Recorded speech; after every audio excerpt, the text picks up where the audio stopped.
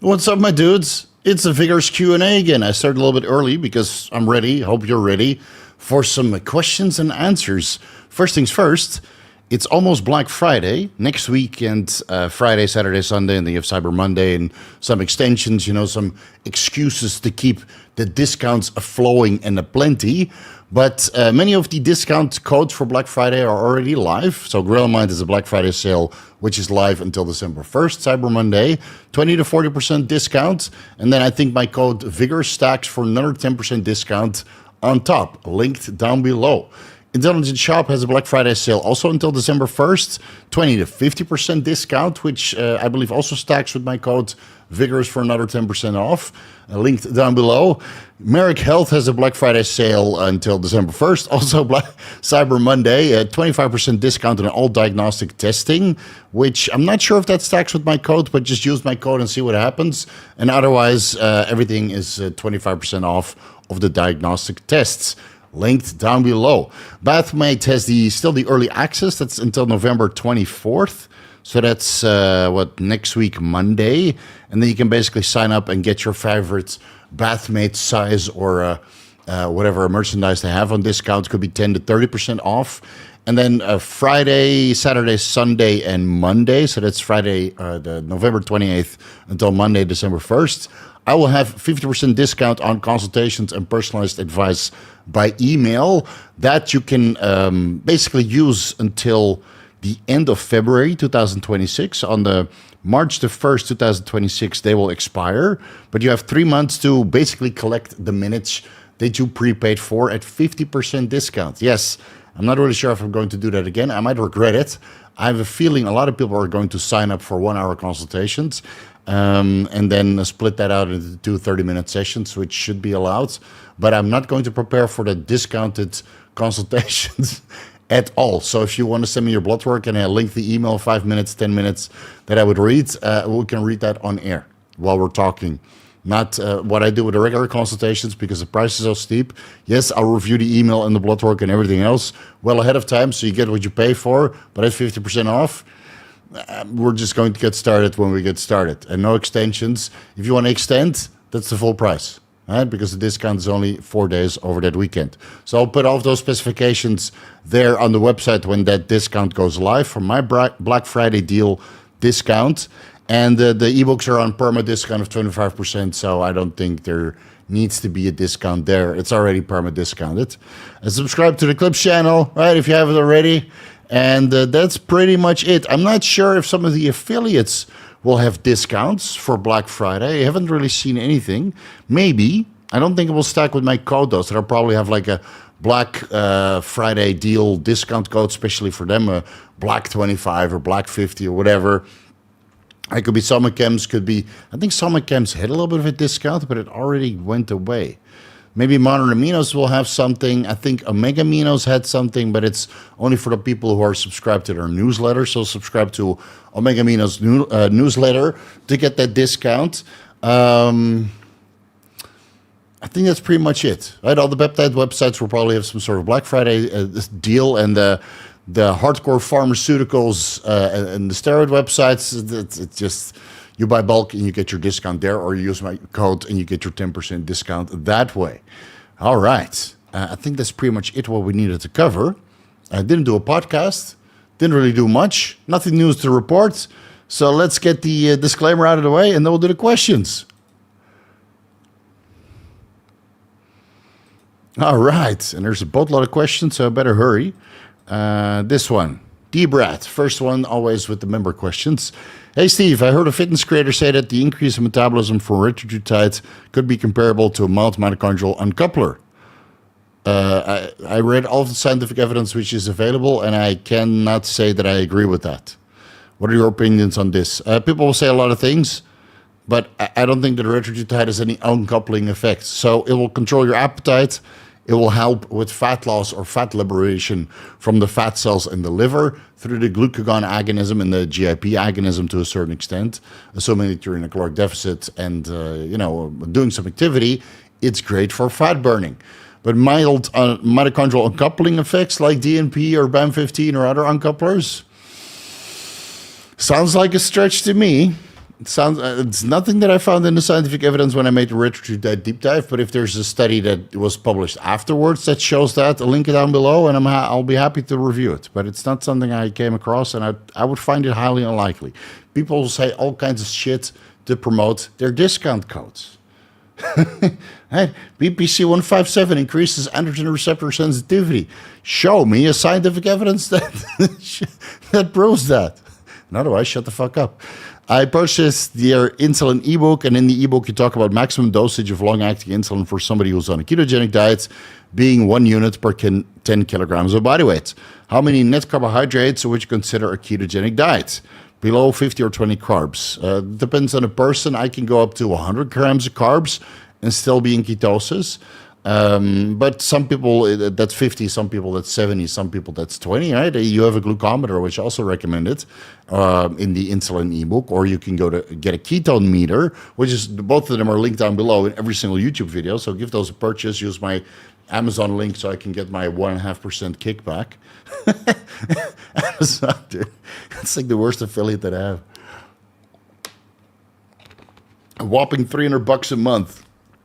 So if you use the Amazon links and then buy a computer or something super expensive, I still get a discount on that. So if you want to purchase something expensive off Amazon, just click one of the links and I'll get a commission off the purchase that I didn't promote. And that's probably the only way I can get some money out of Amazon.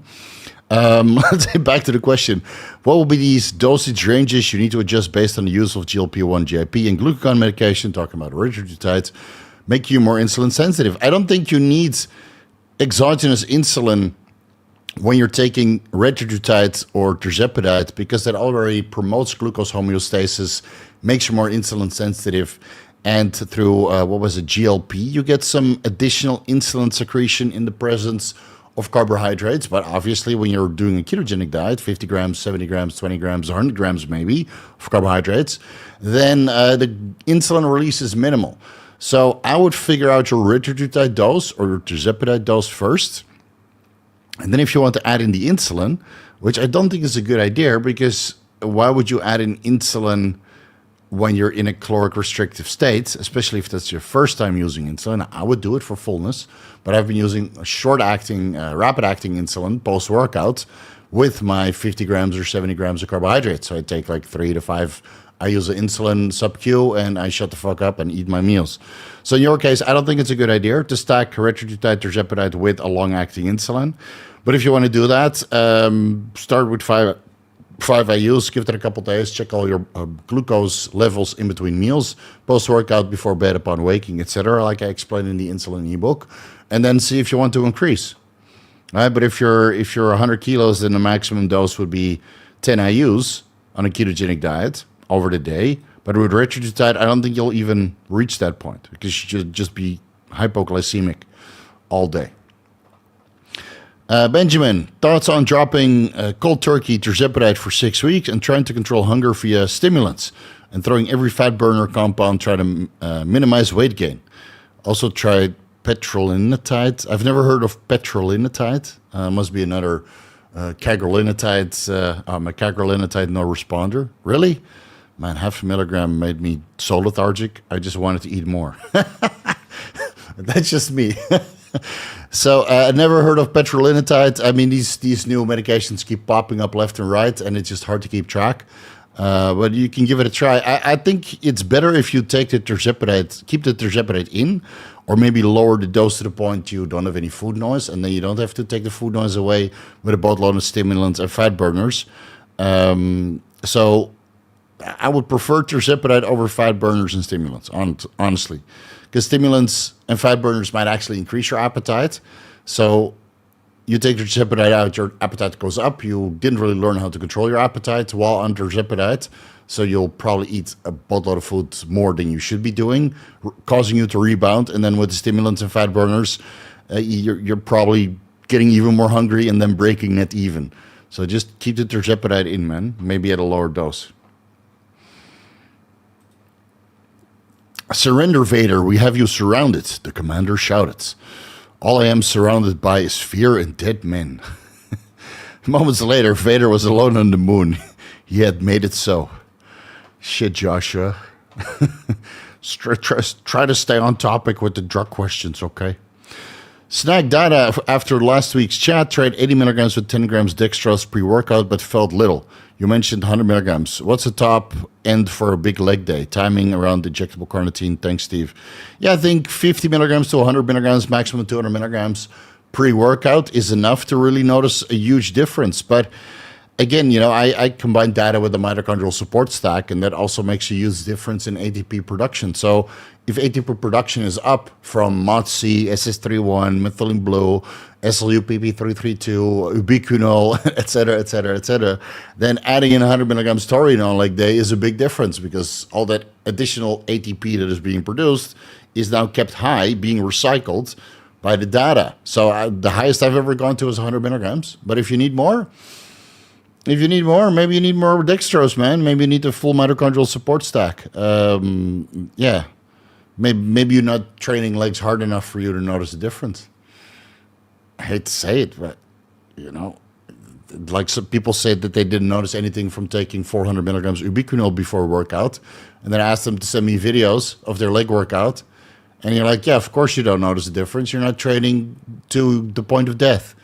So what's the point of taking these, right? Creatine, ubiquinol, DADA, iCar.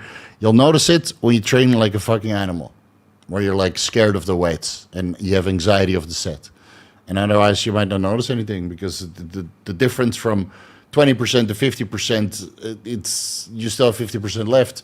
But from 90% to 100 or 110%, this is where the drugs start to shine. From 100 to 110%, you're allowed to give more than you actually can based on your normal biology. So take more. If you don't notice anything, then you're just not training hard enough. Best aminos to stock up on Black Friday. Some chems and modern aminos. Well, whatever you like, because they have so many products. And they changed the names of everything to stay compliant with regulations in the USA.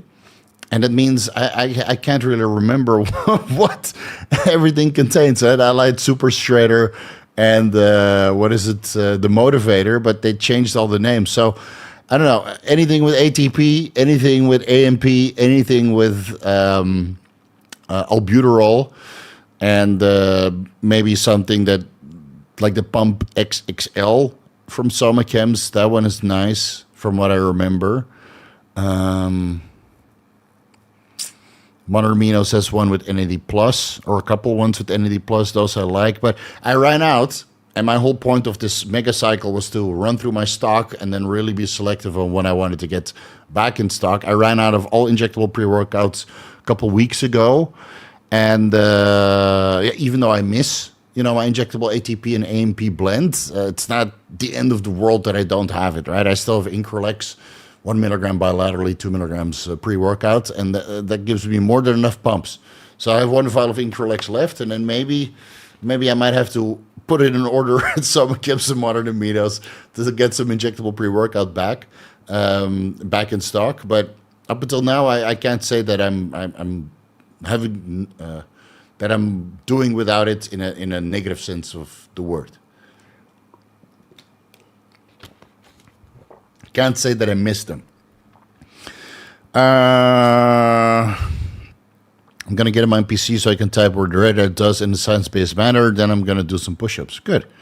Futile cycles. Liver makes me breaks. Glycogen, triglycerides, burn ATP. Doing so. A fibroblast growth factor pathway is also activated. Sugar diet people may recall it. Does retatrutide increase fibroblast growth factor 21? Maybe in a fasted state. I mean, if you're fasting, FGF21 goes up. Fuck yeah, 5 pounds for the Cheesecake Fund. And for people who don't remember, 5 pounds is like $10, right? Or $7.50.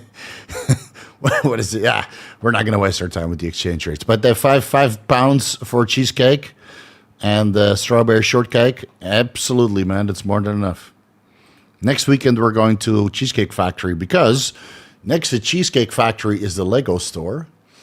And Lego's coming out with an Enterprise D set. I'm going to fucking build it in a day. I'm going to turn off my phone. Built the Enterprise D set with 2 cheesecakes in my stomach, feeling all nauseous. Probably have to build it like this, as my stomach is bulging from the cheesecake and the Cheesecake Factory hamburgers, double patties, double bacon, double cheese. Yes, please. And then I'm going to build that Enterprise D in one single sitting. All right, Jake, what do you think about the claims regarding energy drinks hindering muscle gain? I work 12-hour rotation shifts and drink 2 energy drinks a day, potentially totaling 500 milligrams of caffeine. I have no idea if that's the case. I saw some Russian gamer had his legs amputated from drinking 10 energy drinks per day. But is that immobility? Is that blood clots? I don't know, dude. I have, if I have it, I have 1 energy drink per day or 1 scoop of Gorilla Mode Respawn, right, that has caffeine. I drink 2 cups of coffee per day, probably totaling over 1,000 milligrams. Every cup of coffee has like 4 shots of espresso. I like my espresso. So, I don't know, and I'm pretty jacked, but I'm also on steroids. So, can steroids negate the potentially negative effect of energy drinks? I'm pretty sure about it. Also, I recently purchased some injectable pre-workout from Somacam, subcure intramuscular for the injection. I would do intramuscular in the main muscle group that you're going to train. So if you do push day, 1 cc or half cc split bilaterally, right, into the chest. And then on back day, you do it into the lats. And on leg day, you maybe go 1 or 2 cc's per side bilaterally on quad day, right, or into the quad. So, and I've done like 3 cc's of injectable pre-workout per quad, and then you go to the gym, you get such a crazy pump that you can't even get off the machine because your quads are so engorged with the goodness. So yeah, you can increase the dose based on your body part, and larger body parts can take more cc's, which also means you run through your injectable pre-workout faster. And make sure you use my code to get some discounts. Steve, no excuses here. I had a few days of eating like an asshole. I know the scale doesn't matter. It's the look, but what's your go-to damage control protocol to tighten things back up fast? So binging and purging is not what I recommend. You go right back on the program, the same program you were doing before. You don't have to fast. You don't have to sauna. You don't have to do 4 hours of cardio. Just take it as a loss, and you go back in the program, and by the end of the week, you're depleted again. So, no. Binging like an asshole doesn't mean you need to purge like an asshole. You already were asshole enough, and now you got to go back on the program that worked for you in the beginning. All right? We're not the girl models that need to do bulimic things and purge the hard way, right? We're fucking adults here. So you fucked up. Back on the plan. Bob Lester, let's see. Here is the question. Thoughts on sub-Q injections of Primobolan micro-injections. I don't know what that is, but you super chatted me, so I'll Google it. Primobolan. What is that? Is it mixed up for Primobolan? Is this Primobolan? I did sub-Q injections of Primobolan and it went fine. Go for it.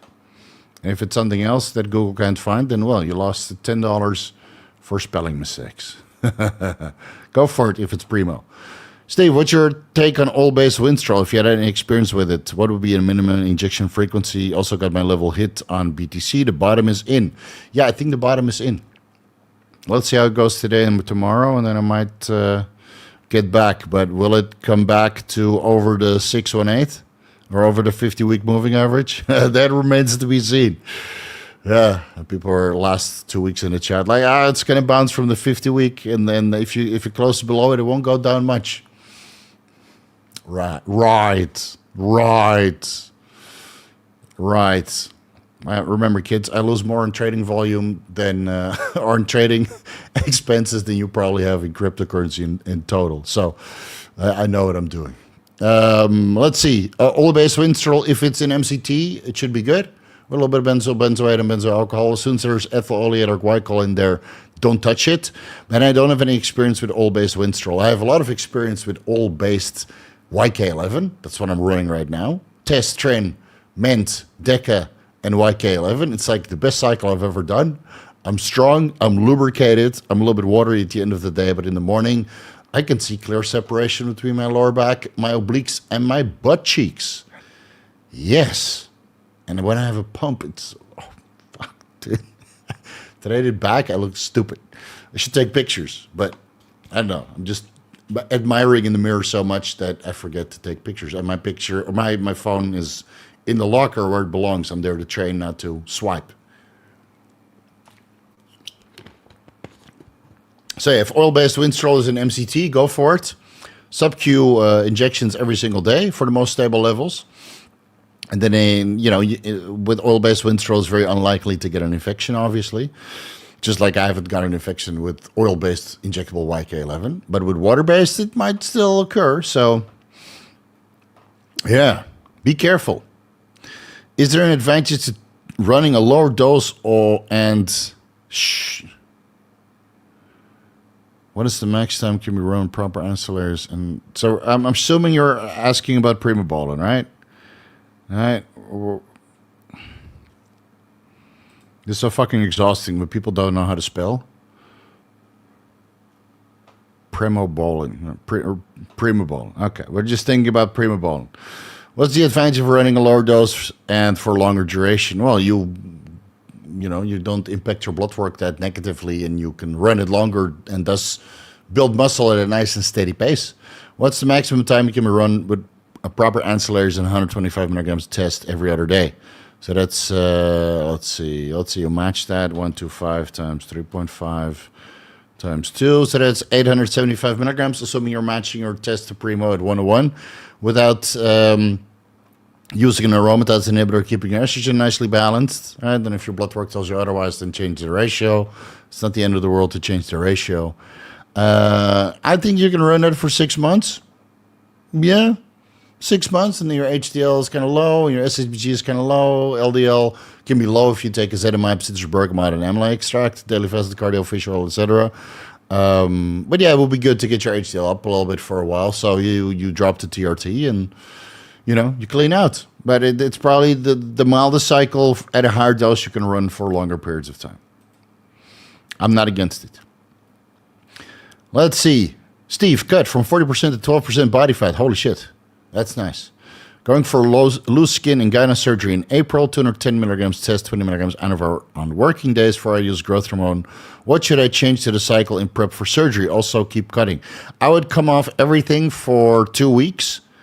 If you're doing full anesthesia, so general anesthesia where you're knocked out, I wouldn't want to have any steroids or growth hormone in my system, which could increase my body weight and thus make your anesthesiologist increase the dose of anesthesia based on your body weight, which might be unnecessarily high for the amount of metabolically active tissue you actually have. I would take the test out. That's what I did. Take the Anavar out. Take the growth hormone out. You can always reintroduce that after the surgery. And I think 2 weeks, maybe 3 weeks is long enough for the water retention to go away, get your body weight a little bit under control, for the anesthesiologist to do his job properly. And maybe 5 to 10 kilos less. So you have 5 to 10 kilos less of anesthesia. I think that's less invasive in your system. And it allows you to wake up. Not that I have to pump you full of adrenaline, that otherwise you're not waking up. So, and then you can go right back on that protocol as soon as the surgery is done and use all the peptides that I recommend in the gynecomastia video. It's right there in the description. And then I wouldn't keep cutting afterwards. I would let your body heal from the surgery and the loose skin removal. And it takes 4 to 6 weeks. And if for that you want to be in a nice caloric, or slight caloric surplus with a good amount of healthy fats, good amount of protein, a decent amount of carbohydrates, as a protein sparing and muscle preserving effect, because you probably won't be going to the gym. And then you can keep cutting after you're fully recovered. You can go back to the gym. Getting a little bit fat is fine.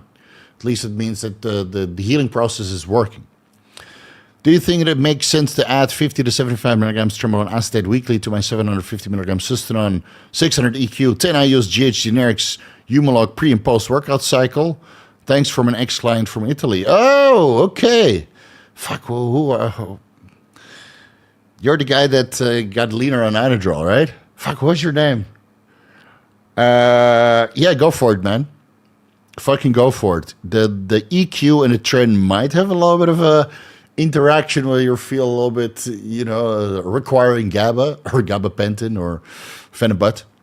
But if you can keep the edge, you were also running an SSRI, right, for vortioxetine. I think you'll be okay. I would have no problem adding 50 milligrams to 75 milligrams Trenbolone acetate weekly to this cycle. And as a matter of fact, I'm running 600 tests, 600 Deca, 150 Mint, 150 Tren, and 210 milligrams YK11, and fluvoxamine and methylene blue to keep me, nicely balanced.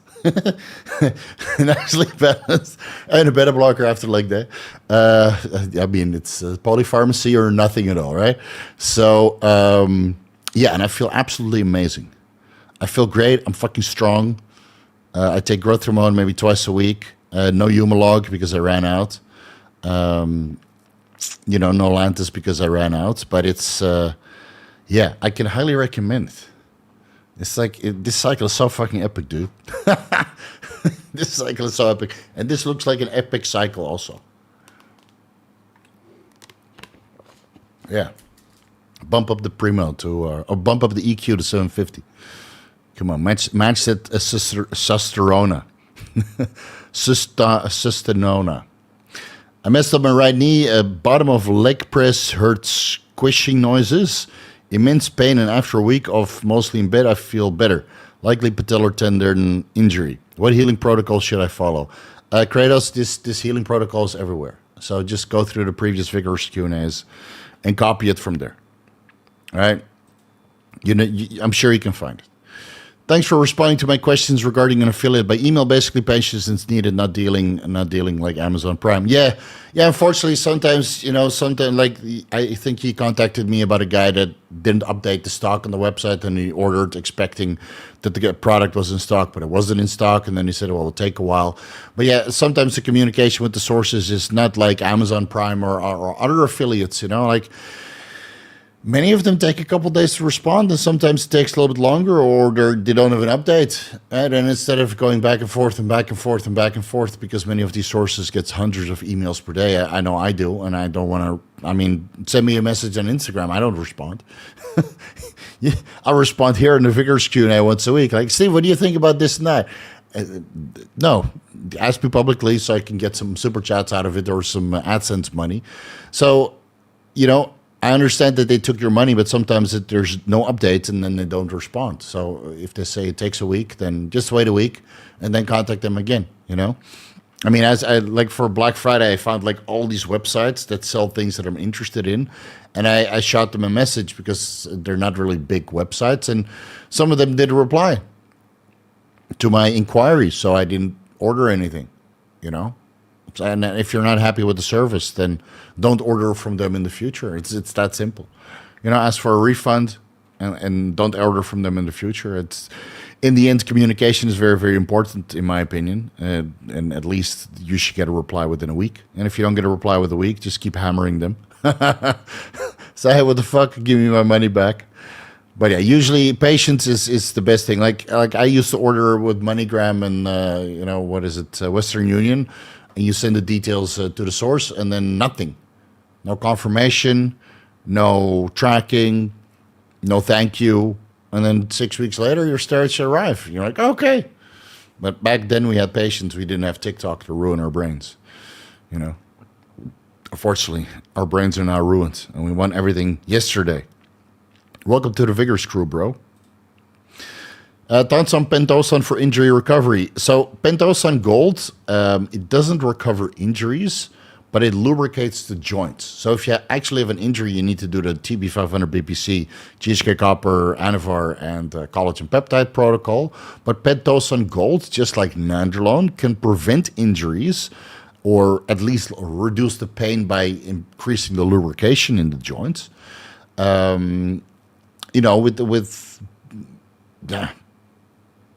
Once or twice usage, because I used Pentosan Gold, veterinary grade, and when the post-injection pain, dude, I felt like I got a roundhouse kicked in the hip. I did sub-Q, and it just felt absolutely horrendous. I did 2 shots, and I think did something to my knees where it felt like smooth as butter for like a couple months, and then the pain got back because I didn't use it again. Right? It went straight to the trash. I have a high pain tolerance, but that was not, no.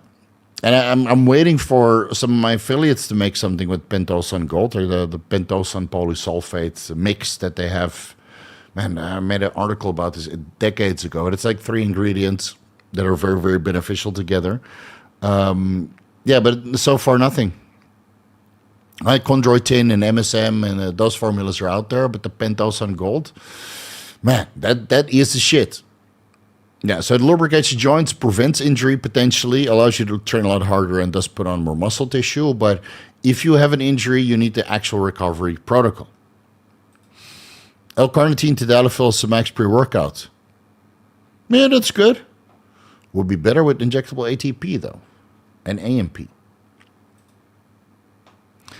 For mitochondrial support, I'm on SLU, injectable L-Carnitine, cardarine, agmatine, creatine, betaine for my pre-workout. I also got 5 amino bottom Q in hand. SS31 is on the way, running 100 milligrams DADA today with 20 grams of dextrose. Yeah, you should definitely feel something of that. I don't know, do more weight. Do more weight and more reps, and then let us know. Well, people are complaining, why is she only answering member questions? Well, because it never ends. The member questions and the super chats never end. And if you're willing to pay me, then I'm willing to answer you first before everybody else. Good morning, Coach. Good evening. It's 12:30 midnight here. But good morning to you, Sean the big man. Hey, Steve, what about 1 gram a test, 400 EQ, 200 mastron? Do you think EQ and mastron would be enough to keep my estradiol in range? Or will they be crushed at the dose? I've heard that EQ tanks your estradiol badly. Yeah, it seems that milligram for milligram EQ tanks it the most, or reduces it the most. And then Primo, and then Mastron, and then I think YK11 reduces. So you have EQ, Primo, YK11, and then Mastron. And apparently for some people, Mastron doesn't do anything at all. Maybe their Mastron is not legit. Or maybe they have a polypharmacy or polymorphism where Mastron doesn't enter the aromatase enzyme, right? Everybody's different. I don't make the rules. I don't make the genetics. I just observed a lot of blood work over the decades. And in my opinion, Mastron in a lot of individuals lowers estradiol. If it doesn't happen for you, it's not my fault that your genetics are different. So do we know if it's enough to keep your estradiol in range? Blood work, bro. Like I would say that it's not enough. 400 EQ for a gram of test, unless you're super, super lean, might not be enough. So run this protocol for 4 weeks, go do your blood work, and then see what you need to do. Do you need less tests, more EQ, more Mastron? You know, keep adjusting until it's nice in range.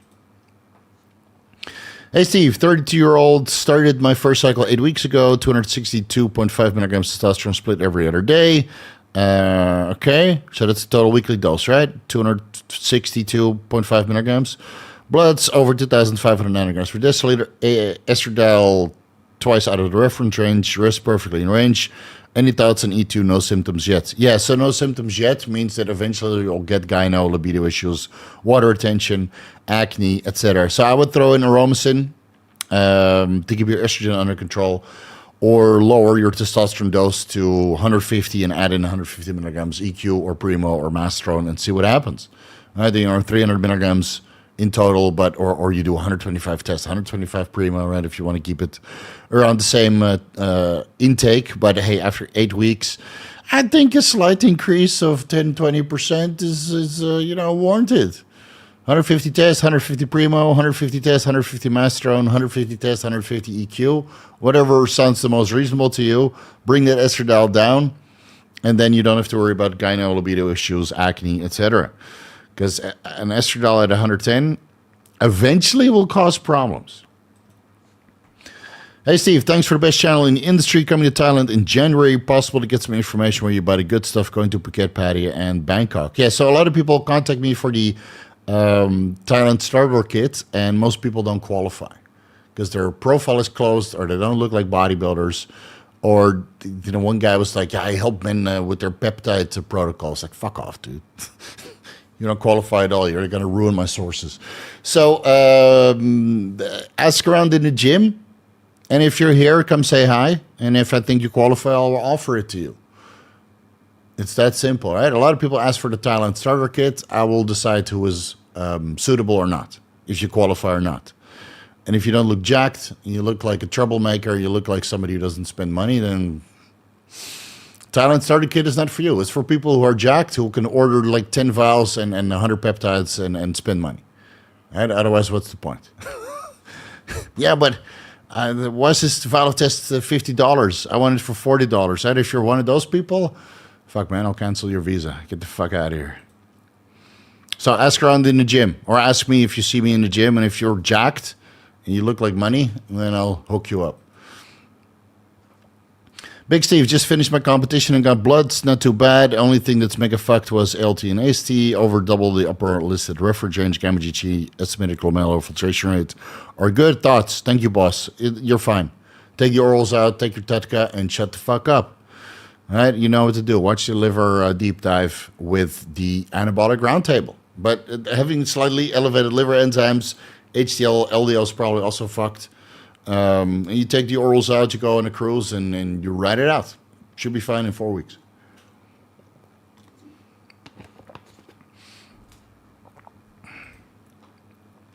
Steve, autocorrect on YouTube mobile wrist. My question, I wanted to know max time to run Anavar, not Primo. Max time to run Anavar until your HDL crashes. I usually run 25 milligrams or 10 to 25 milligrams for 10 weeks. 8 weeks, sorry. And then my HDL is just fucked. Welcome to the Vigorous crew. Best pre-workout for leg day, thanks. Anadrol, preferably injectable, 100 milligrams. Injectable pre-workout with ATP and AMP, 1 cc bilaterally, so that's 2 cc's total. 50 milligrams ICAR, 400 milligrams ubiquinol, whatever pre-workout you like. I like Gorilla Mode Nitric. Gracie Pumps, 5 IUs insulin, 50 grams pre-workout of carbs, 50 grams intercarbs, 10 grams glycerol, 5 grams creatine, some panty sniffies, and slaps in the face, and then you'll be ready to go, man. Like, oh, tuna. And then you're like, fucking rape and pillage. Currently taking tests, MPP Master, and I mix compounds into one cereal weekly. Just wanted to confirm my approach is safe. With oil-based compounds. This is exactly what I've been doing for the last couple of years. I mix my oil-based testosterone enanthate, oil-based nandrolone decanoate, oil-based trestrolone acetate, oil-based Trenbolone acetate, all in a sterile vial. And it's about, how many cc's is that? 2 plus 2 plus 3 plus 1.5. 8.5 divided by 7, so I inject like 1.2 milliliters per day, but on Sunday, so tomorrow, it's probably 0.6 because I might overreach a little bit and draw a little bit too much. I get too excited. So I do that every single day. And I've been doing this for years. I think I was the one who told you to do this way many years ago. And if you heard it from somebody else, they probably heard it from me. And then they recommended it to you. And now you come back here to ask me if it's okay. We've come full circle, right? All your oil-based stuff, you throw into a sterile vial. You shake it vigorously, like you're part of, what's that movie? Fuck with Tom Cruise, one of his earliest roles, where he's a bartender. Anyway, so they're making fucking cocktail. Is it Cocktail? Cocktail, the movie. Anyway, making cocktails the whole time. I had a cocktail of steroid compounds, and then you pin every single day to keep your blood levels as stable as possible. Doesn't matter which ester you mix it in with. It's totally safe. It's totally fine, assuming that the vials are sterile and your compounds are sterile too. Don't mix it with water-based. Don't mix oil-based with growth hormone or insulin. It's all water-based. I mix my growth hormone with my steroids. When you want to do maximum face palm, like, fucking look at these biceps, bro. Maximum face palm, and then, ugh. Anyway, it's totally fine. No question today, brother. Just appreciate all that you do. Have some cheesecake. Fuck yeah, $15. Well, $17.50 for cheesecake. Now my wife can have a cheesecake too. Thank you very much. Yeah, she could use some cheesecake. Put some Kedunk in the trunk and make that from a 1 hand to 1.5 hand. You know, Castor Troy. Just fucking grab that booty and just pray to God. Horseshoe and Steve. I lost 120 pounds and have some loose skin in my lower belly. What's a good skin protocol? I don't take care, just something that I ate in the skin. Thank you. So I have a protocol in the loose or the stubborn body fat video. GHK copper might help. It's a painful injection. Every single day, 5 milligrams. Might help to retract it a little bit by promoting collagen synthesis. You might need one of those glucocorticoid steroid creams, which could thin the skin, but also ruin a collagen adhesion and the structure and the texture. So some people respond well to it, some people don't. So give that some consideration. I can't really remember what. It's not prednisone, but something else. What was it? Anyway, Alomat. You spell this like this, Alomat. Here. This is the brand name. Just Google it. And I think that's about it. Sometimes you just need to give it more time, and otherwise you might need to do surgery if the skin has been stretched beyond its elasticity, where it can retract. Like I got pretty fat last year, or for a reason, obviously, to remove the fat tissue on my chest and the gyno tissue. And I got up to 120, 122 kilos, and now I'm about 105, jacked. And I don't have any loose skin because I didn't get morbidly obese, to the point that your skin like stretches and then doesn't come back when you diet again. And some people don't have that at all. Like black people or South American people, man, they can get fucking fat, get full-blown diabetes, and then they start dieting, and it all retracts, and then they look like like they literally got sucked through their butt cheeks, basically, where you just vacuum all the fat out, and then everything retracts and goes under muscularity quite nice. And then other people, they just turn into like a little bit of a, I don't know, fucking beef curtain all over their body. So look into GHK copper, look into glucocorticoid steroid creams, watch that stubborn body fat video. Anavar might help with collagen synthesis, retract it a little bit. But it's you have loose belly skin, surgery is the way to do it. Torque Daddy. Fuck yeah, dude. Man, the motorcycles that I have, every time I buy a new one, it has more torque than the previous one. First time running Deca on 500 test SIP and 200 Deca. Anything I definitely should notice when the Deca itself starts kicking in versus higher test. I don't know, joint protective effects and water retention at the end of the day. Like I wake up lean on 600 test, 600 Deca. But at the end of the day, fuck, man. I mean, you see it from my face. It's just full of water. And this morning I look in the mirror. I'm like, yeah, man, I'm fucking sexy, dude. And like, you get like the lean face and lower back is in. Now it's like a fucking camel, like a water fountain in there. So water retention at the end of the day and a lot of padding on the joint and connective tissue during the gym and just good pumps and roundness. But the definition is blurred. That's the downside of Deca. I had no definition, even when you're lean. Like I wake up and then you stand in front of the mirror and you see all these veins in your legs, right? Just fucking dick skin. And then, dude, half an hour later, as soon as you have a little bit of water in you, all those veins are gone. You're like, fuck. Why can't I hold this shape? But I know how to hold this shape, but then my joints and connective tissue hurt moving all these mountains of weight that I'm moving. So, do I take the vanity or the performance in the gym? Right now, I just want the performance in the gym. I don't want to feel like glass when I'm in the gym. Hello, how would you transition from 40 milligrams test enanthate per day, 12.5 milligrams aromasin every other day to 150 test, 150 primo per week? How and when do you wean off the AI? 40 milligrams times 7, 280. So you go from 280 to 300. Well, aromasin has a 5-day half-life. And Primo starts working pretty much immediately, but it reaches stable serum concentrations within 2 weeks. So one day to the next. 25 milligrams test and 25 milligrams Primo, Monday, Tuesday, Wednesday, Thursday, Friday, Saturday. Sunday, you rest from the injections, and you stop the Aromsin when you switch from test solo to test and Primo. Right? You'll be fine. Guy, leg day is once a year. Relax on the Primo. I know a guy who does legs once a year. Yeah, Cocktail was the movie, right? Yeah, great movie. I'll teach you how to approach women.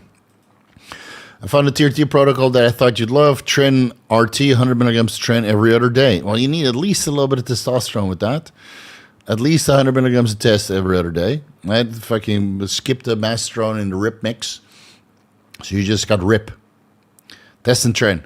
Fucking throw some Trenbolone in there, man. 100 milligrams every other day, too. Maybe I should increase the Trenbolone to like 350. Like this is 150 Tren is the maximum I can take. I got some bronchoconstriction during leg day, and it could be the pollution. Like the last leg day, the Thailand was nice and cool, right? You can feel it. Like the air quality is good. The PPI or PPM, the air quality is pretty okay. It was pretty low.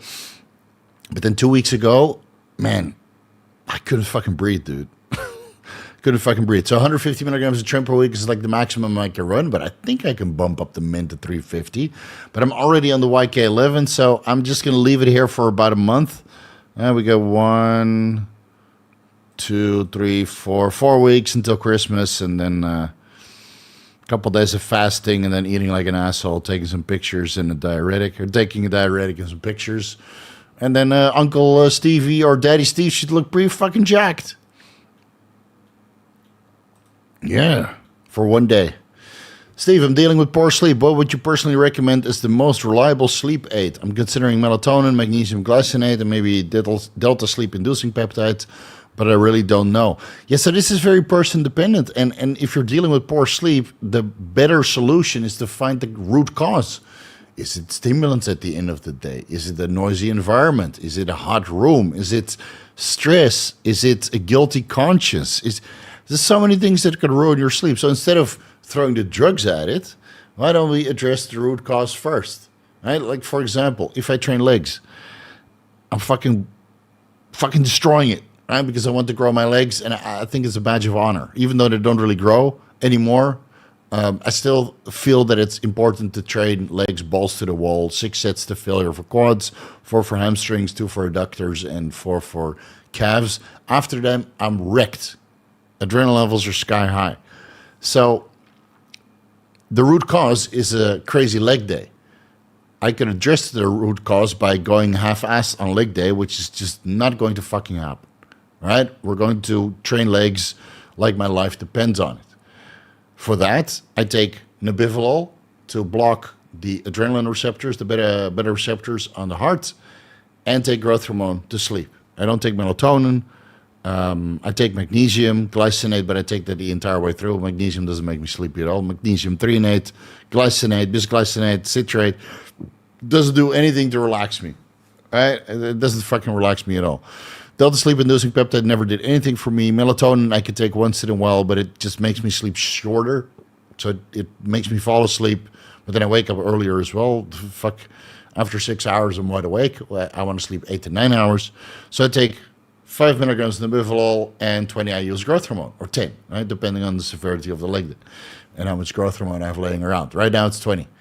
Fuck yeah, I sleep like a baby because I'm not willing to take the poor sleep quality inducing activity away. Now, if I have stress, I can reduce that. If my daughter is crying, I can bottle feed her first before I go to bed. If it's noisy in my area, I can wear earplugs.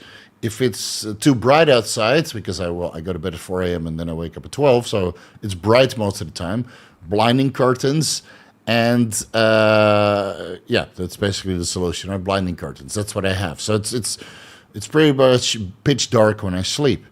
So again, address the root cause first, and then if that doesn't work, then, well, watch the Deep Sleep Deep Dive video series. I have 4 episodes. Deep Sleep, search it on my YouTube channel, you'll find it. And then it could be melatonin, it could be magnesium, it could be phenibut, GABA, valerian root extract, chamomile tea, right? Gorilla Mind Dream has that all together. 5-HTP if you're not taking an SSRI, maybe delta sleep-inducing peptide, maybe high-dose growth hormone. There's so many options, man. But again, addressing the root cause is better than throwing the kitchen sink of drugs at it. What should you not combine with cerebral lysin? I don't know. If I found the drug interaction that's negative, it's in the cerebral lysin deep dive. Maybe at the end is a warning, but I can't remember off the top of my head, man. When using BPC 157 for once a year, general wear and tear maintenance, not acute injury, do you recommend the minimum dose? ChatGPT says it's a switch that a higher dose is not needed. Yeah, if it's just for general maintenance, maybe 0.5 milligram sub-Q once a day for 8 weeks. You know, I only use it when I have injuries. But I know other people that run with 1 milligram per day year-round. They got vascularity out of their ass. Holy shit, those are veins I've never seen on anybody else. Maybe that's why I'm not veiny. You know, I'm vain, but I'm not veiny. I just want to look shaved. Nice clothes. You know, nice shoes. But veiny? Yeah, in the morning when I wake up, when I fucking do blood flow restriction, and then all the veins start popping. You see the difference on YK11? It's bringing the estrogen down. It's starting to look pretty freaky, dude. When I have a pump, it's insane. Steve, did you accidentally skip my super chat? Oh, did I skip it? My bad, bro. I'm looking for it.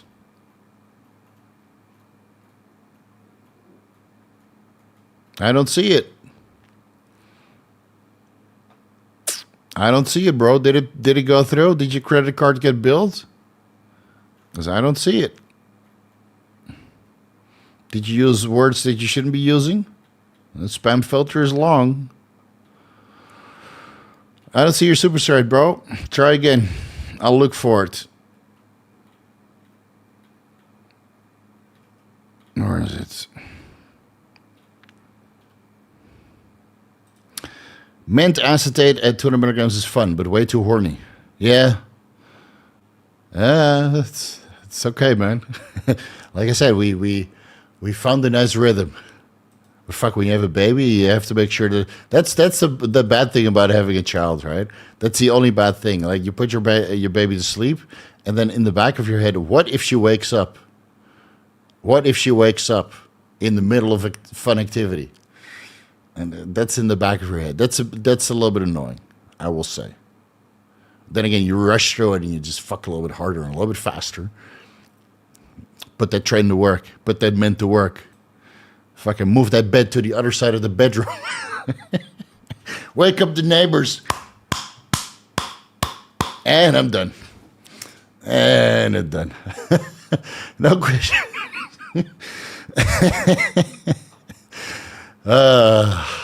No babies were made awake during the 5 thrust activity. No question. Just want to say this life was so good. Felt like watching Predator Hunt, a scene where Kirk gives the captain's log. A Predator Hunt scene. Predator and Kirk is in a different universe, but you have the the reptilians. What was that? Joshua, help me out. What are those reptilian called in the Star Trek? Not the Vorta. Those are other ones. Thanks for the entertainment and gains. Yeah, I try to keep it fun.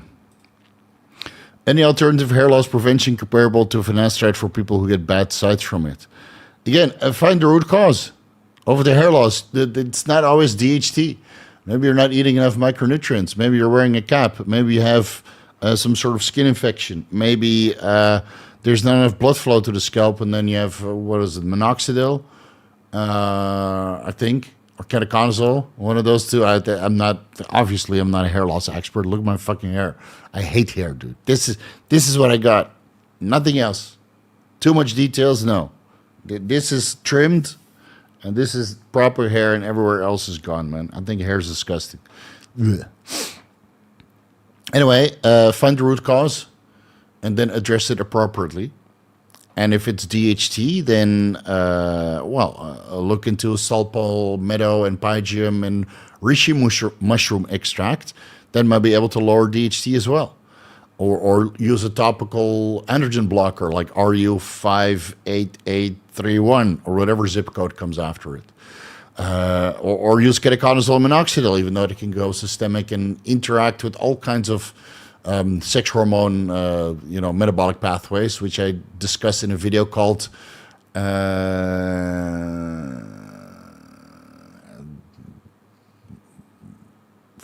forgot. There's a video out there which discusses all of the steroidogenesis inhibiting compounds in ketoconazole minoxidil. If it goes systemic, it's right up there. It inhibits multiple steps. I said, why do you feel so bad? So you're taking so much shampoo that it's going internally. And you could use a little spray, not the whole fucking thing, and you let it sit there for 40 minutes, and then wondering why your DHEA levels are 0. Might as well take aldactone then. All right, Joshua, what were the aliens in Star Trek?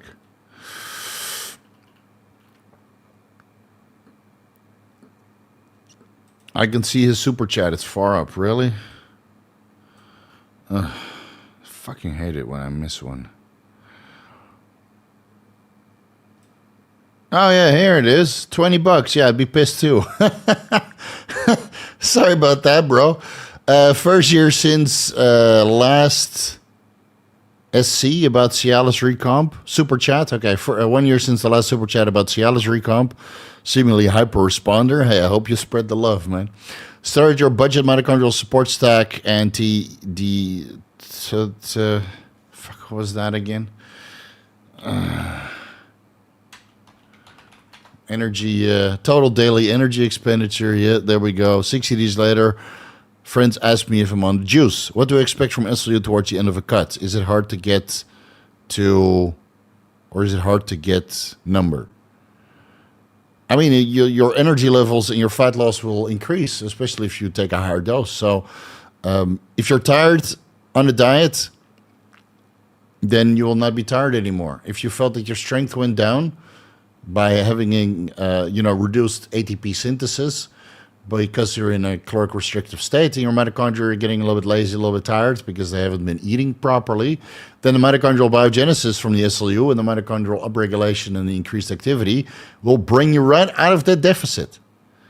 I think it's one of the best compounds ever. I mean, I stopped it weeks ago and I still get this energetic response. So even if you stop for a while, it seems that mitochondrial biogenesis just took place, and for the next couple of days or weeks, your energy levels and fat loss is just sustained.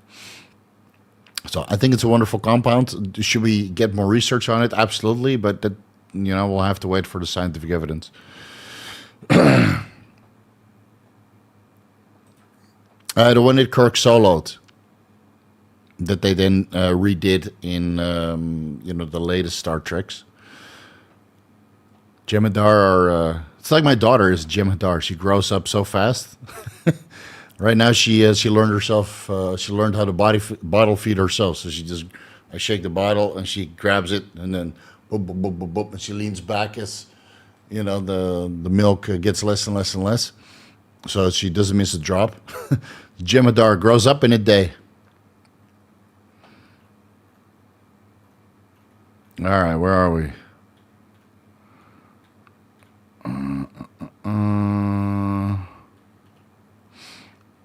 Oh, yeah, the Gorn. Yeah, the Gorn. Creepy aliens. And of course, they were humanized, but what can you do? With YK11, are there any blood work markers you should look out for to discontinue use? So I didn't notice anything. With injectable YK11, liver enzymes didn't change, lipids didn't change, or didn't get any worse on a cycle that was 600 tests. So I did the oral, sublingual, and injectable YK11, did blood work every time, right? And liver enzymes and lipids barely changed. So I think injectable YK11 is the most sustainable oral you can run. You get crazy full, man. You don't have any appetite suppression like with Anadrol. You don't feel toxic like with Superdrol. The pumps and the strength are similar to Superdrol and Anadrol when you're running 30 milligrams per day. Anavar is still better. Obviously, harder, denser, and stronger. But Anavar, after all, your lipids are tanked. You know, your SHBG is 0. And you might get some acid reflux and you know, angina. Fuck, because you train so hard. So my YK11 I just finished the first vial of 50 milligrams per 1 milliliter, 10 milliliters. So that was 500 divided by 30. So one vial lasts about 16, 17 days. So I have another 2 weeks on this injectable YK11. I should have gotten 3 vials, but I got 2. That's what I asked for. So that's what I got from Modern Aminos. So that means I have 2 more weeks starting tomorrow on Sunday. 1, 2. Yeah, so let's say the early December until Christmas, I'll run 25 milligrams Anavar. Because then, well, the YK11 is gone, and by the time it gets here, we're 3 weeks ahead, and then I'm off the YK11 regardless. So a little bit of mistiming, but you know, 16 a month on injectable YK11. It was fucking amazing while it lasted, dude. This cycle has been like the best cycle ever, but like the worst from a cycle perspective, right? I just threw shit in as they became available. So I did 300 tests, 300 Deca, 150 mint, and then the mint ran out, and I added in the Tren. And then the Tren ran out, and then I doubled the test and the Deca, and then a week later I got mint again, and then 2 weeks later Trenbolone became available again, so I added that in, fuck it, and then the YK11 arrived, so I threw that in. It's just I get it in my cabinet, it's available, so I fucking run it. Yeah, it doesn't make any sense. Babies get drunk of milk. Yes, I don't overfeed my baby. I know that's a little bit of a trick with the bodybuilders. They overfeed their babies. That's why some babies are just obese. Right? They take like 200 milliliters of milk, or how many ounces is that? 1, 2, 3, 4, 5, 6, 7 ounces of milk. We feed our daughter about 3 ounces, sometimes 4, but we just feed her enough that she doesn't puke. Because what's the point of puking if you're spilling out the milk from the wrong end? It needs to be absorbed. So we found that the sweet spot is about 100 to 120 milliliters per time, and then we just feed her as soon as she's a little bit hungry, and then she just fucking cleans that bottle in a couple of minutes, and she does it herself, right? So just shake the bottle. I've been training her since she was born, so I shake the bottle, and she knows that it's there, and then she grabs it and then feeds herself. I don't have to do anything. Yeah, completely autonomous. 5 months old. And when she makes a certain noise, I know that she needs a diaper change. Another noise, I know that she's hungry. And another noise, I know that she wants to sleep. It's so easy, man. You got great communication. Yeah, my daughter is long but not fat. Seeing guys on forums pushing ADIO Serostim daily inspired by Chase Irons claiming wild recomp fat loss, ever tempted to run it at that high. So I can't get Serostim here. People have offered to send it over, and I'm sure I would be able to get it into the country, but I have generics, and I can get Pfizer, Genotropin, and anything from Turkey, basically, from my good friend, anabolic pharmacist. But there's no Serostim there. It seems that it's unique to the USA. And sending drugs from the US out, or hand carrying it. So I've taken a couple shots of Serostim from people that brought it into Thailand. And I can't say that I noticed much of a difference. But yeah, maybe at one point I'll run 89 units of growth hormone per day. But then again, I'm 105, 230 pounds, and I'm happy this way. You know, I got my free generics in the fridge from the same factory as Ansimone. That's the one that the AP sent me, something like a couple kits. There, you know, your sales have been good. Put in some growth hormone. These are like the best you can get in China. And he was right. Less water retention. And from the belly gas growth hormone, the levels are about the same, but these seem to be a little bit more pure. and the recomping effect of 1 or 2 shots a week is noticeable, right? Next day you wake up leaner. Then again, the day before I also train like a fucking animal because it's leg day. So I took growth hormone yesterday and 10 IUs after hamstring day and a little bit of quads, and then I took 20 IUs after quad day this week, so 30 IUs over the week in 2 sessions, and that's close to 18 IUs Serostim twice a week. Basically, if you break down the average. But it's Serostim is, of course, a different animal. So, yeah, I would love to try it one day or another if it wouldn't make me too fucking lethargic. Because last time I ran growth hormone every single day, I was sleepy all day and very unproductive. And, yeah, if you can afford it, if you have access to it, if you want to run it, you get crazy recomping and fat loss and fullness and everything that Chase mentioned, then by all means, man, fucking do it, dude. Take some extra shots for Uncle Steve, I would say, because for me it will be impossible to get my hands on unless I move to the United States, and that's no. I like to visit, but not move there. Super sticker, thank you very much. Let's see if there's a question nonetheless.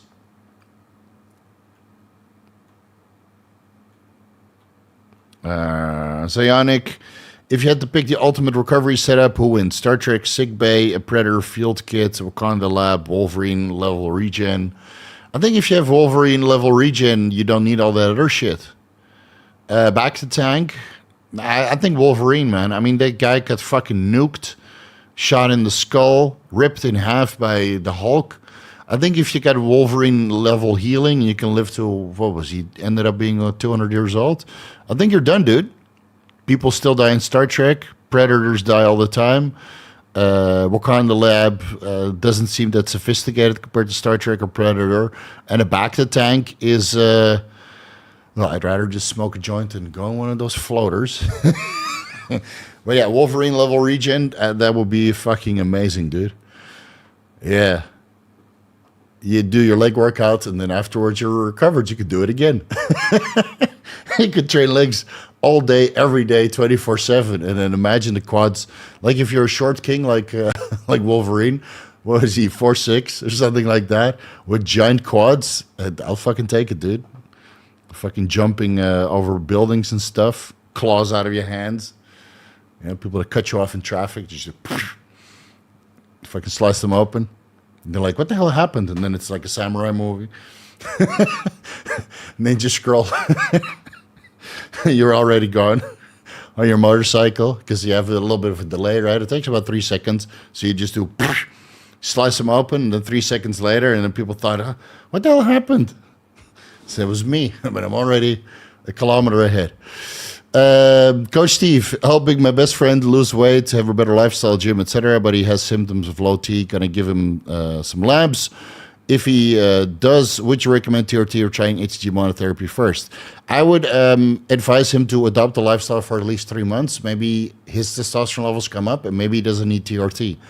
And then, because otherwise you breed laziness. Right? He wants to lose some weight, his testosterone levels are low, and you put him on TRT right away. Okay, and then what's next? I get hungry, you go straight to semaglutide. I get a little bit of a fat loss plateau, you go straight to clenbuterol. I'd earn it.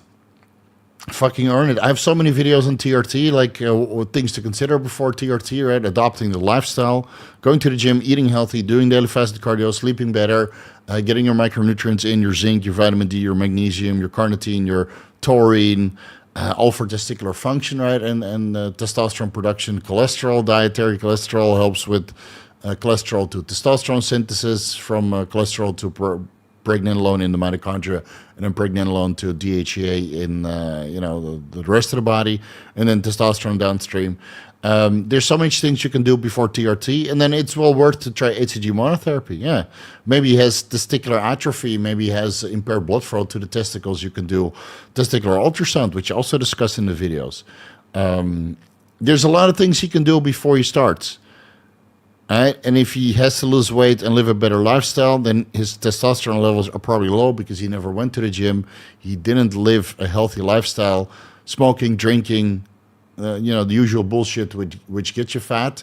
And you just do the exact opposite. You don't drink, you don't smoke, you don't take drugs. You actually go to the gym, you actually eat healthy. And then you'll see it's very likely that his testosterone levels go up. Now, 6 months, 1 year later, he wants a little bit more. The gym bug has bitten him. He wants to get jacked.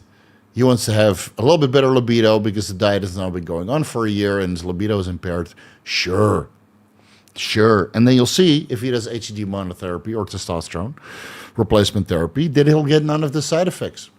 He won't get sleep apnea. He won't get water retention. He won't get insomnia. He won't get gyno. He won't get acne because he lives the fucking lifestyle. If he starts a TRT or HCG monotherapy now, it's very likely he'll get all of the side effects because his body is not receptive yet. Anyway, I have series on the shit. Give that a watch with your buddy, and then you'll understand more. All right, bathroom break time. I'll be right back.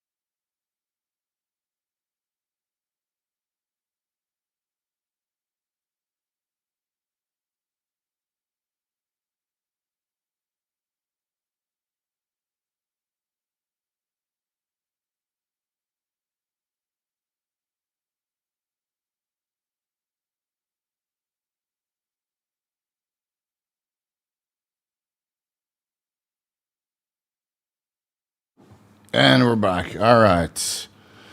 What did I miss? Thoughts on DHT Enanthate? Just acquired a vial. Show me where you got it from.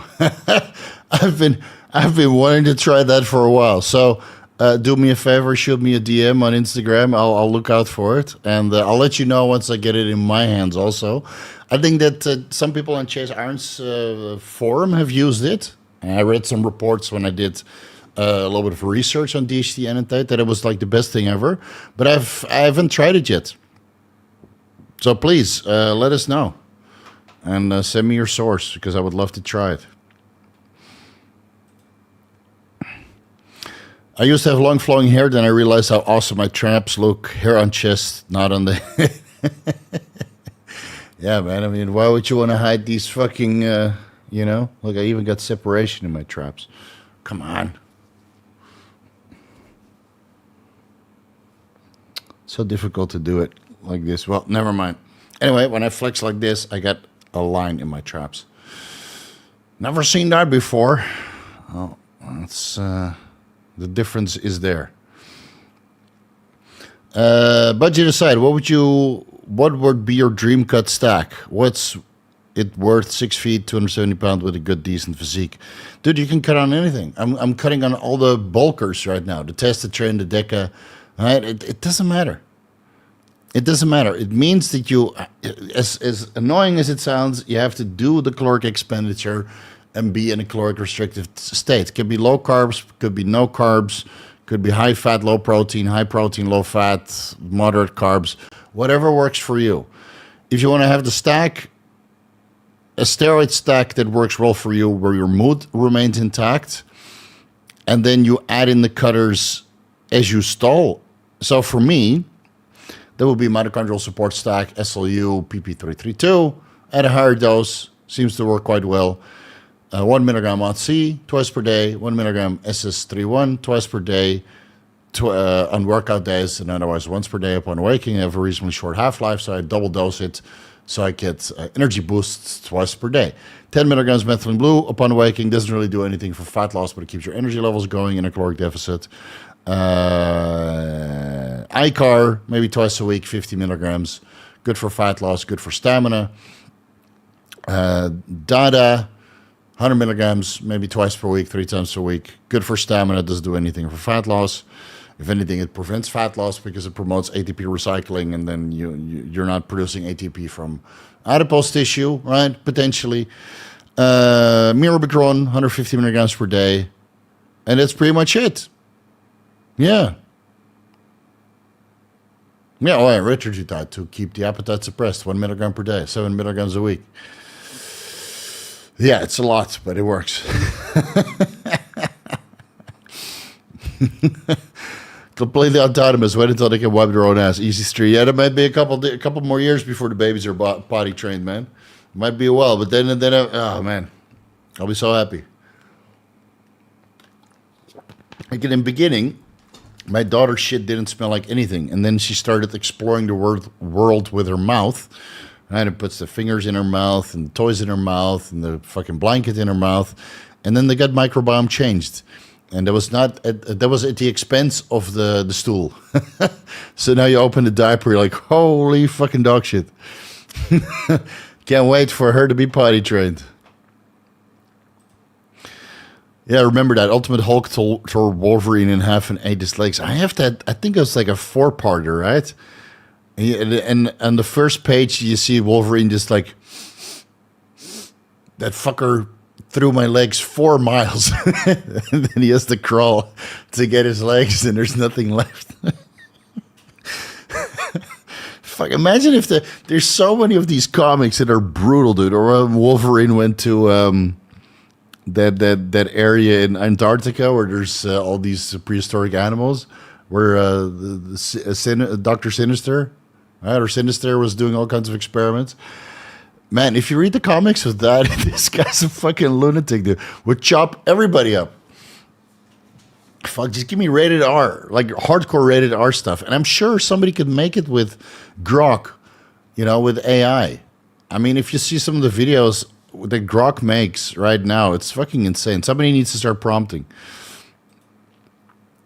Logan is 5'3" and 600 pounds. Goddamn adamantium is heavy, man. Would KPV be beneficial after extremely heavy lifting days? I'm having a lot of joint issues and need to reduce recovery time between lifts. I do strongman, so I'm not worried about blunting hypertrophy. I think KPV is only for the intestinal tract, but I haven't researched it that much. So I feel that I'm not really of service here. I think it lowers inflammation, but mostly in the intestinal tract. So you have injectable KPV, right, alongside the GK Copper, BPC 157, and TB 500.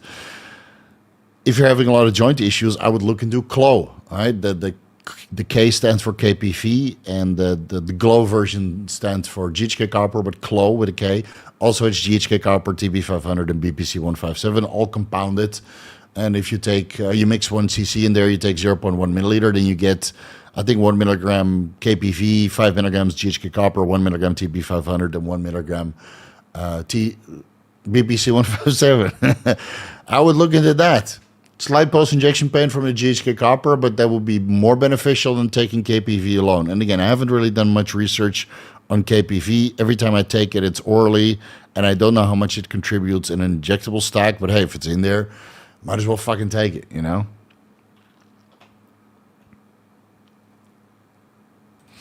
Best Thai restaurants besides Cheesecake Factory. I'll link one down below. This is really, really good. We went there recently with my mom and then again with my wife. I don't know the name, but I'll find it. There's a branch in M Court here. It's a little bit posh, a little bit fancy. Google Maps, restaurants. Come on.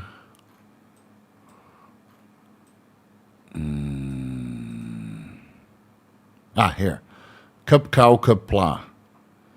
Fish and rice. This place has got dishes, dude. 1 second, I'll link it down below. And there's also a killer Japanese or Vietnamese place. I mean, it's a little bit more expensive, but you don't get food poisoning, right? There's a lot of nice Thai restaurants and Chinese restaurants in the Chinese district where you get complimentary food poisoning. And I'll link their website as well. Have a look at this one. All right, next one. To give context to my previous super chat, he is 5'7", 180 pounds, has lost about 40 to 50 pounds already, been coaching him in the gym for 67 months on the weekend. Okay, if his testosterone levels are still low and he already lost a lot of weight, then yeah, maybe TRT is in the cards. Right? If he's already adopting a lifestyle, HCG monotherapy, 250 IOs sub-Q Monday, Wednesday, Friday for 2 weeks, then 500 IOs sub-Q Monday, Wednesday, Friday for 2 weeks, then 1,000 IOs sub-Q Monday, Wednesday, Friday for 2 weeks, then maybe 1,000 IOs every single day sub-Q. At one point under protocol, he'll feel good. Go check his testosterone levels and then see if he wants to continue HCG monotherapy or transition into TRT, which is what I would prefer.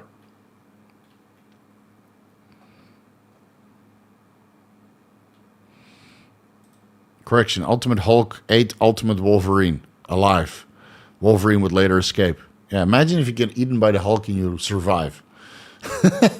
I mean, what more of a superpower do you want? Savage Land, yeah. Savage Lands. Fuck, man. That's the golden age, dude. Golden age of comics. And even, X-Men, the TV series was fucking fun. Thoughts on injectable SLU and subdermal SLU? Many of the opinions and statements out there. Yeah, it's brewed in DMSO. And that's not something I can get behind. And I don't think you need to inject this. You know, everybody's trying to reinvent the wheel, blah, blah, blah, blah, blah. It's not bioavailable orally. 5-amino-1Q works perfectly fine if you take it orally. I take it orally and you get results. I took oral SLU PP332 and I get great results. I know you guys love to inject. I know you guys are junkies, all recovering addicts. But you don't need to inject everything, man. And people who say that you need to inject it, otherwise it doesn't work, they got something to sell, and they're obviously banking. So if you want to inject it, go for it. Do some research on DMSO as an injectable, and then decide for yourself. Because it doesn't reconstitute in water. You need some sort of solvent to make that stable. And for now, that this DMSO, I don't think that anybody has brewed it in MCT oil. I take it orally, or took it orally when I was megadosing it, and it worked perfectly fine. You know, if you want to start injecting it, it's fine, dude. I don't give a shit. Or subdermal. Not if you want to reinvent the wheel, you want to experiment, go for it. But I don't think it's necessary. I don't think it's necessary at all.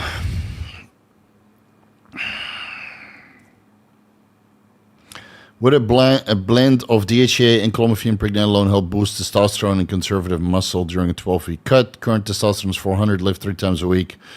Did 2.5, 3 hours of cardio per week. Not ready for TRT yet. Yes, but I'm not for taking clomiphene for 12 weeks. What I think is that you're not ready for TRT because you're scared to inject. And that means you have some soul searching to do. And dude, I cut on testosterone. I did mini cuts without that shit. But I would lift 5 times a week and do 1 hour or 2 hours cardio per day, and I would take nothing. You know, many people take nothing and still get the job done. So you don't need that shit to get lean. You would want to use something to get lean to make it easier, especially if you lift only 3 times a week and only do 3 hours of cardio per week. DHA and clomiphene pregnenolone will preserve muscle but not make your weight loss journey any easier. You'll probably not put on much muscle tissue. You will not lose fat any faster unless you use fat burners.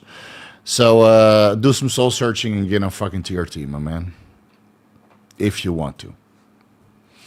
Steve, do you have any experience with Thymosin alpha-1 for flu-like infections? How would you dose it? Also, could you go briefly discuss supplementation during an infection? Thank you. I have no fucking idea, dude.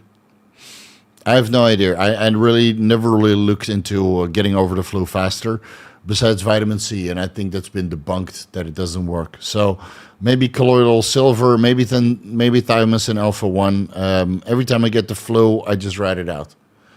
So I can't really help you there. If I get a flu, it's like 2 or 3 days, and then I'm over it.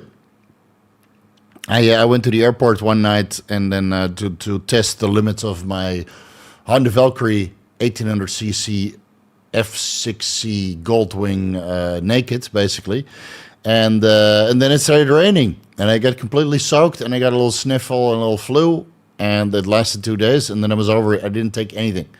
I just ate regular foods, took my antioxidants, and slept well, and that was it. You know, so maybe your immune system is impaired. And if it is, then Thymosin alpha-1 might help with that. Yeah. But how you would dose it, I never really looked into it.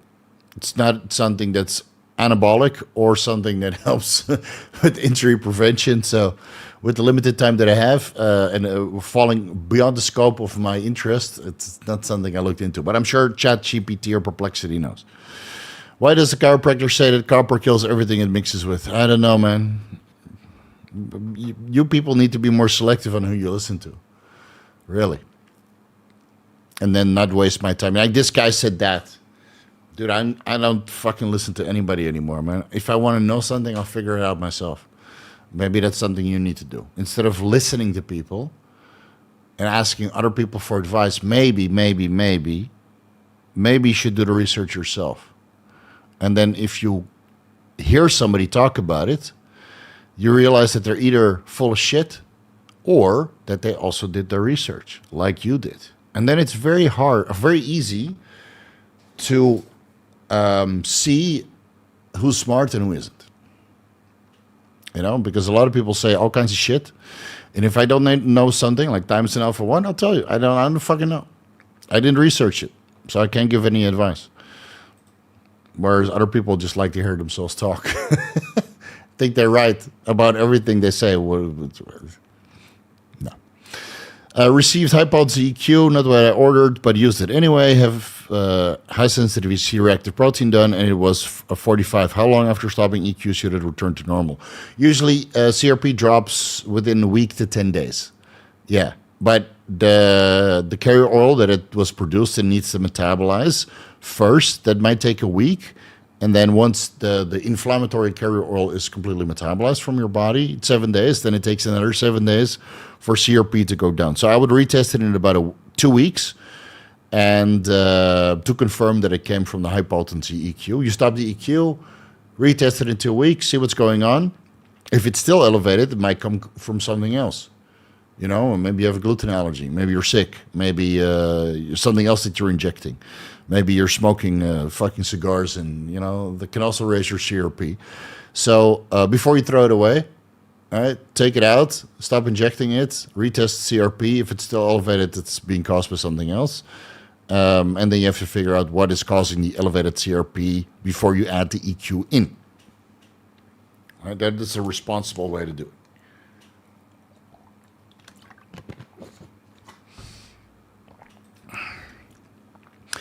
Hi, Sifu. Wish I had a beard. Can 7 IUs growth hormone 2 times a week on leg day help with growth? That's what I'm doing. Well, I'm doing 10 to 20 IUs, and I think it's helping. I hope.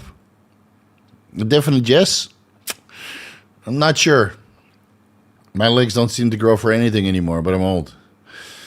X-Men 97 continuation. Who's ready for Remy to become a horseman of the apocalypse? Yeah, that will be good, too. I don't like that they killed off Remy, man.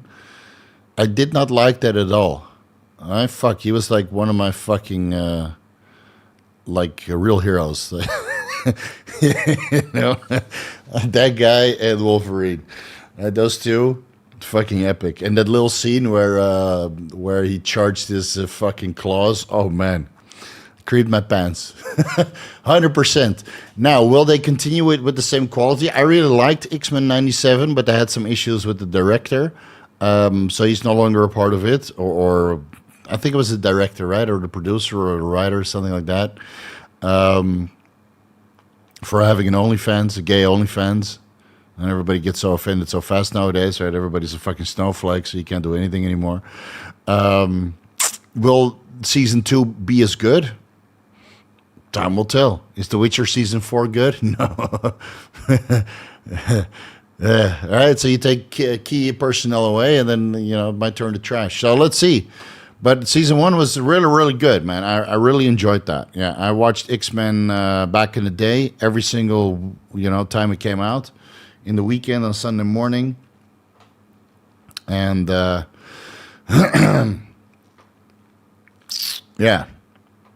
it was really, really good.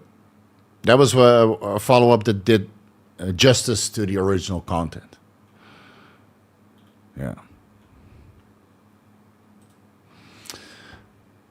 Let's see, 400 ringgit or rupiah. Sounds like a lot, but it's probably $5.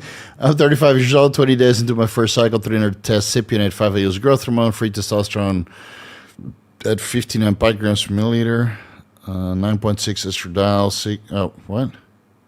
Oh, free test is 59. Test is 9.6. Estradiol 16. When do you reckon I should add another compound, or should I stick with? I think you should switch brands because this looks way too low for what you're using. So if you're in India, the biggest scam country in the world when it comes to pharmaceuticals, you might want to switch brands, man. Get something pharmaceutical, and that there's plenty of pharmaceutical tests in India. Because this doesn't sound good to me. A test of 9.6, what is that? 960 nanograms per deciliter, 9.6 nanomoles or picomoles. It sounds fucking low, dude. I think your test is fake. So find real test first, and then run that again.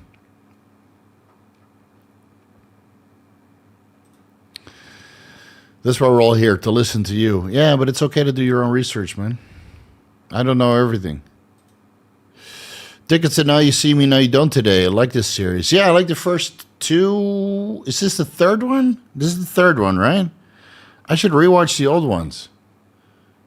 And then see if I want to go watch this movie. Because I think the next movie that's coming that's remotely interesting is Avatar Fire and Ash. Like, I really like Predator. I had a good time. Yeah, it might have been induced. Might have been induced. Okay. I see you guys spamming this question. You're fucking out of here. Fucking sick of this fucking... I'm looking for the next best thing. And keep spamming it and spamming it and spamming it. Fuck off with your MK777, dude. Asked it last week already. Fuck off. Get the fuck out of here. Fuck off. Peasant. Loser. Junkie. Fuck off, man. To inject growth hormone. Like men. Fuck, man. Fuck. Yeah, should watch the first two and then go watch this movie. And here, and the name is also Minecraft in the name. Dude, I'm sick of this shit, man. I'm sick of these fucking peasants. Fucking losers. Fucking SARM goblins. Fucking broccoli nerds. Go play in traffic with your MK777, man. Fuck off.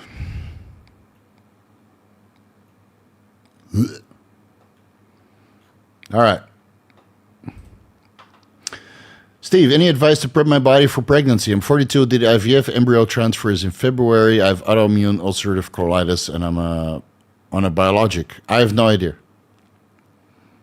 I have no idea. Please discuss this with your fertility doctor. They're probably way more knowledgeable about the subject than I am. Is there any way to mitigate anadrol gyno, or should you just do the usual against it and hope for the best, or is it just surgery? So allegedly, based on the chemical structure, anadrol interacts with the estrogen receptor. I've never found any scientific evidence that anadrol interacts with the estrogen receptor. Could it cause gyno? Potentially. Is it water retention? Probably. Nandrolone, trestolone, dianabol, testosterone are more likely to cause gyno than anadrol. And otherwise, do the surgery. I did the surgery, and now I don't have to worry about it. You don't want to throw the raloxifene at it. The primobolan, masteron might prevent the onset of gyno. Like I've ran stacks with anadrol primo and anadrol primo and masteron all at the same time, and no gyno inside. Or gyno didn't get any worse than than it already was. But then I took test and Deca no AI. Ooh man, it grew like crazy. Grew faster than Jim Hadar.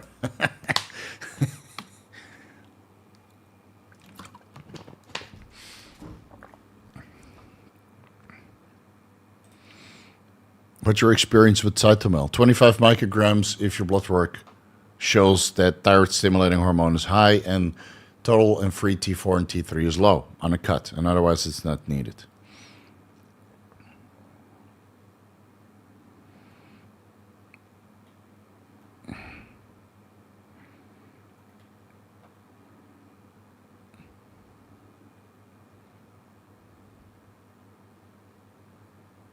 Let's see. SLU PP332 all year round. At a low dose, it seems to be doable, but at a high dose, we don't know because there's not many people who have taken a high dose beyond 1 milligram daily. And a lot of people run 500 micrograms to 1 milligram SLU PP332 and have done so for like a year without any adverse effects, but at a higher dose, don't really know what's going on. Only animal models and not many people who've tried it, so proceed with caution.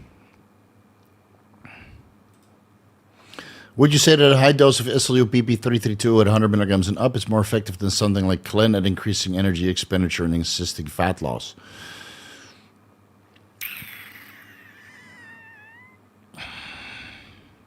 I would say that 100 milligrams SLU PP332 is comparable to 40 micrograms Clen with no side effects besides financial drain.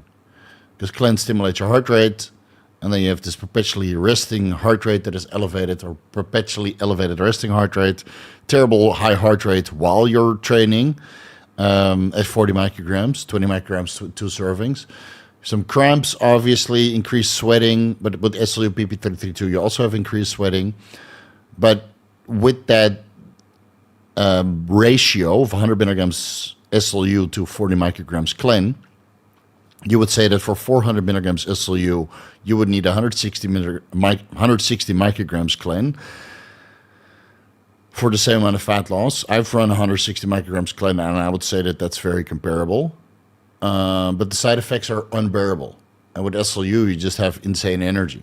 So I would say that SLU is superior, albeit that the risks, the potential long-term risks, and the scientific data is obviously lacking. And with Clen, there's a fuckload of scientific evidence you can review. I take Helios, 20 micrograms Clen, 1.5 milligrams yohimbine, injectable, split bilaterally, so that's 10 micrograms Clen per side, and it's in and out during the workout. And with SLU, it's good for fat loss. So if you don't know which one to take a low dose of both.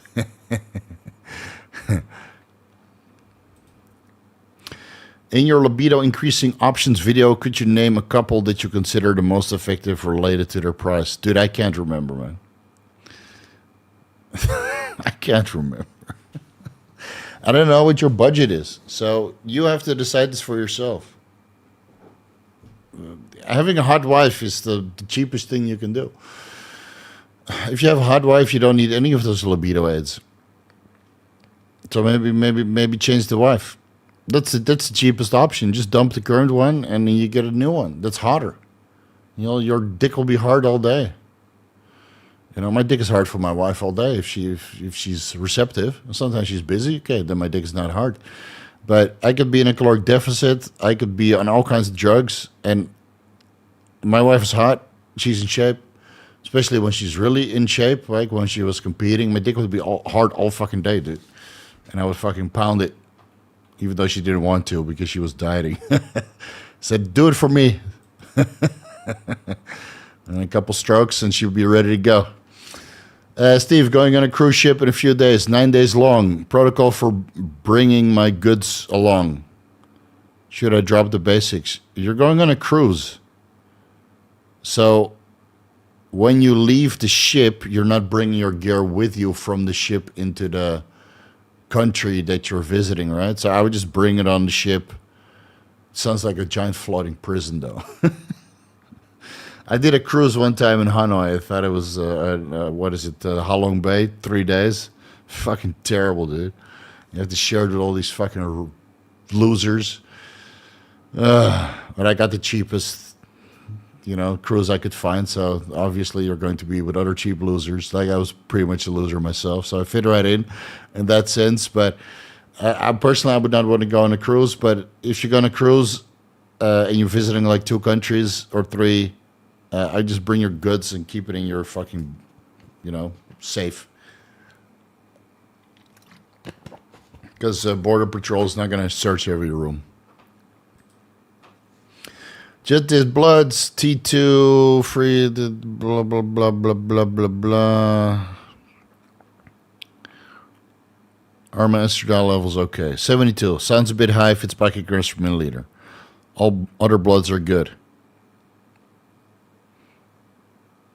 Add in 12.5 milligrams of aromasin Monday, Wednesday, Friday to bring it down to half. Yeah. But again, if you don't have gyno, no libido issues, it could manifest later on. But it's not the end of the world to have 70. I would prefer 50, maybe 12.5 milligrams aromasin Monday, Friday. See where you end up at that sense. Or add in fucking Primo. All right, up to you. Fuck, I'm getting sleepy, dude. Used anadrol, meant the anabol, methyl test, and gyno never grew. There you go, man. Some people are immune. Some people look at tests and they get a gyno. Steve, I missed the last 2 lives because of work. I loaded with a few questions. Apologies in advance. SLU PP332, been running 60 milligrams twice a day. Blood sugar is fine, but having hypo symptoms. Normal. Yeah, that's what I had also. So you need to increase your carbohydrates or split it to 30 milligrams 4 times per day to kind of balance it out. Bro, we just watched your mitochondrial deep dive. What would be the equivalent of an oral 5-amino-1-MQ, 50 milligrams 3 times daily in sub-Q instead? I'm not really sure how it changes in bioavailability because I think 5-amino-1-MQ has the highest bioavailability of all of the N-methyltransferase or nicotinamide N-methyltransferase inhibitors. I did 50 milligrams 5-amino-1-MQ sub-Q for a couple vials or 10 vials because I got a kit. And I think that worked the same as 150 milligrams, give or take, but it's hard to pinpoint because I never run this stuff solo. And I'm not 6% body fat, so you don't really see that much of a dramatic change. Unless you're 6% body fat, and then, you kind of get stalled. And then, you add in the 5-amino-1-MQ, and then fat loss is fucking dramatic from day to day. I think my comment vanished. Spam filter must have not liked me recommending you to check out my friend Taco Place in Pat. Oh, yeah. Yeah. Some things are filtered. My friend's Taco Place. No, send it by Instagram. But I don't really like tacos. Unless it's my wife's taco. Any idea what the half-life of DADA is? No, I can't remember. I don't know.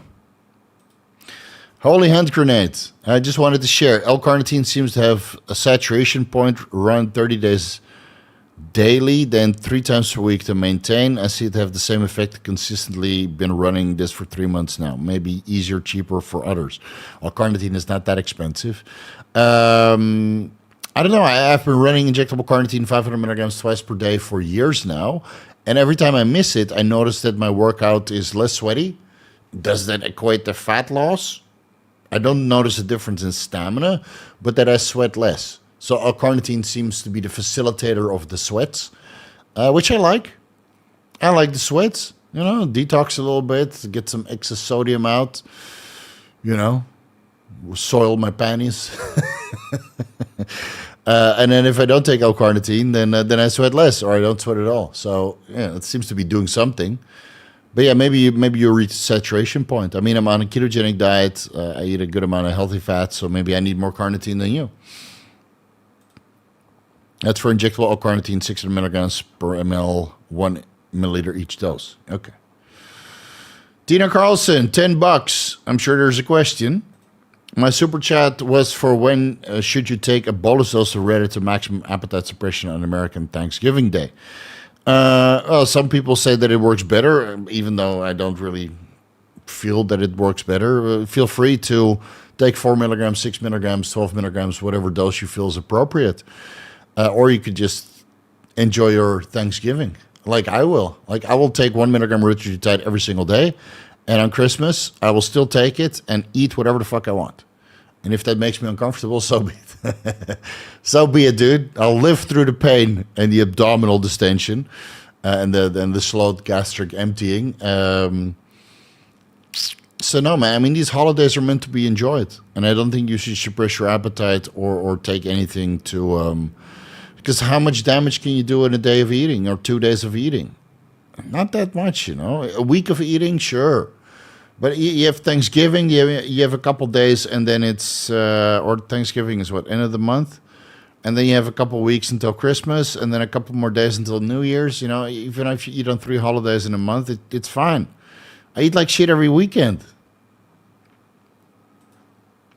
What's your cheesecake choice this week? I'll go next week because that's when I'll pick up Joshua Enterprise. I'll link it if you haven't seen it. I know you're not into. If you're not into Lego, you will be now. Lego Enterprise. Come on, give me the official website.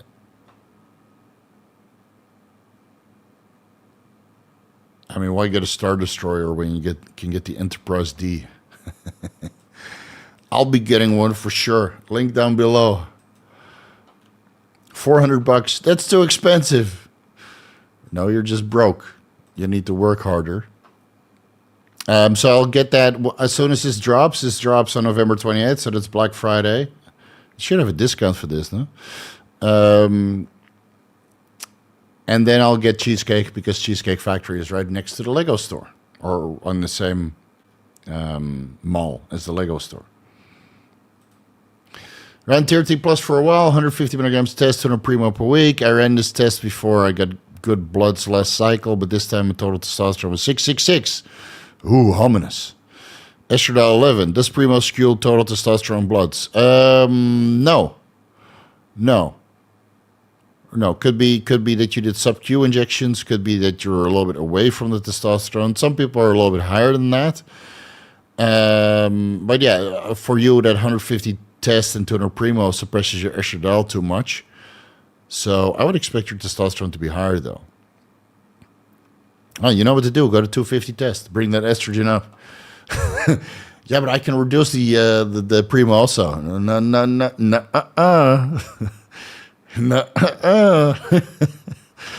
Increase the test, bro. Remember when I let Troy Captain the Enterprise D and crashed it? Troy was the worst character in Enterprise, dude. Like, she wasn't even a counselor. Guinan was the counselor. Everybody would go to her bar and talk about their problems. Troy just got mind raped every fucking episode. Fuck. She wasn't even hot. People thought she was hot, but I didn't think she was hot. Just don't want to eat like an asshole. That's fine. It's one day, man. Fuck, I do it every weekend. Tina, relax. It's great. It's holiday. It's not about eating like an asshole. It's about spending time with your family and friends. So, and if that means you eat a whole fucking goddamn turkey and all the stuffings, then so be it, man. Fuck, it's fine. It's fine. It's fine, guys. It's fine. And you do damage control afterwards. You know, you eat a little bit less carbs, or you just go about your regular program. And fuck. There's more to life than this shit. Guys, please. Any personal anecdotal info on long-term use of low-dose DHB at 160 milligrams per week? Besides the info in your videos, libido is good, not amazing, but body composition improves are good also. I haven't really talked to many people who've used DADA or boldenone, and I've never used it myself because all the two studies kind of put me off. But I think Thinking Big Bodybuilding and Skip Hill, Andrew Barry, they're quite in favor of DHB, especially now that Primo Masteron is not available. So maybe watch some of their podcasts as of recent, because it's probably in the title DHB something. Watch those podcasts because they have a lot more experience coaching people on DHB at lower dosages and a little bit higher dosages. Let's say 350 milligrams per week, and all the potential problems and benefits that could come with that. So I don't really know, but I know where you could find the info, and that's over at Think Big Bodybuilding Media YouTube channel. Skip Hill and Andrew Barry and even Scott McNally also talks about it. So yeah, give that a watch. Got my insurance to cover me 10 IU's growth hormone daily because of post-traumatic hypopituitary secondary to multiple traumatic injuries. Wow. That's great. All that motorcycle racing is paying off. I hit the wall too many times. I need 10 IU's growth hormone daily. You think I could get Increlex with the same excuse? Maybe.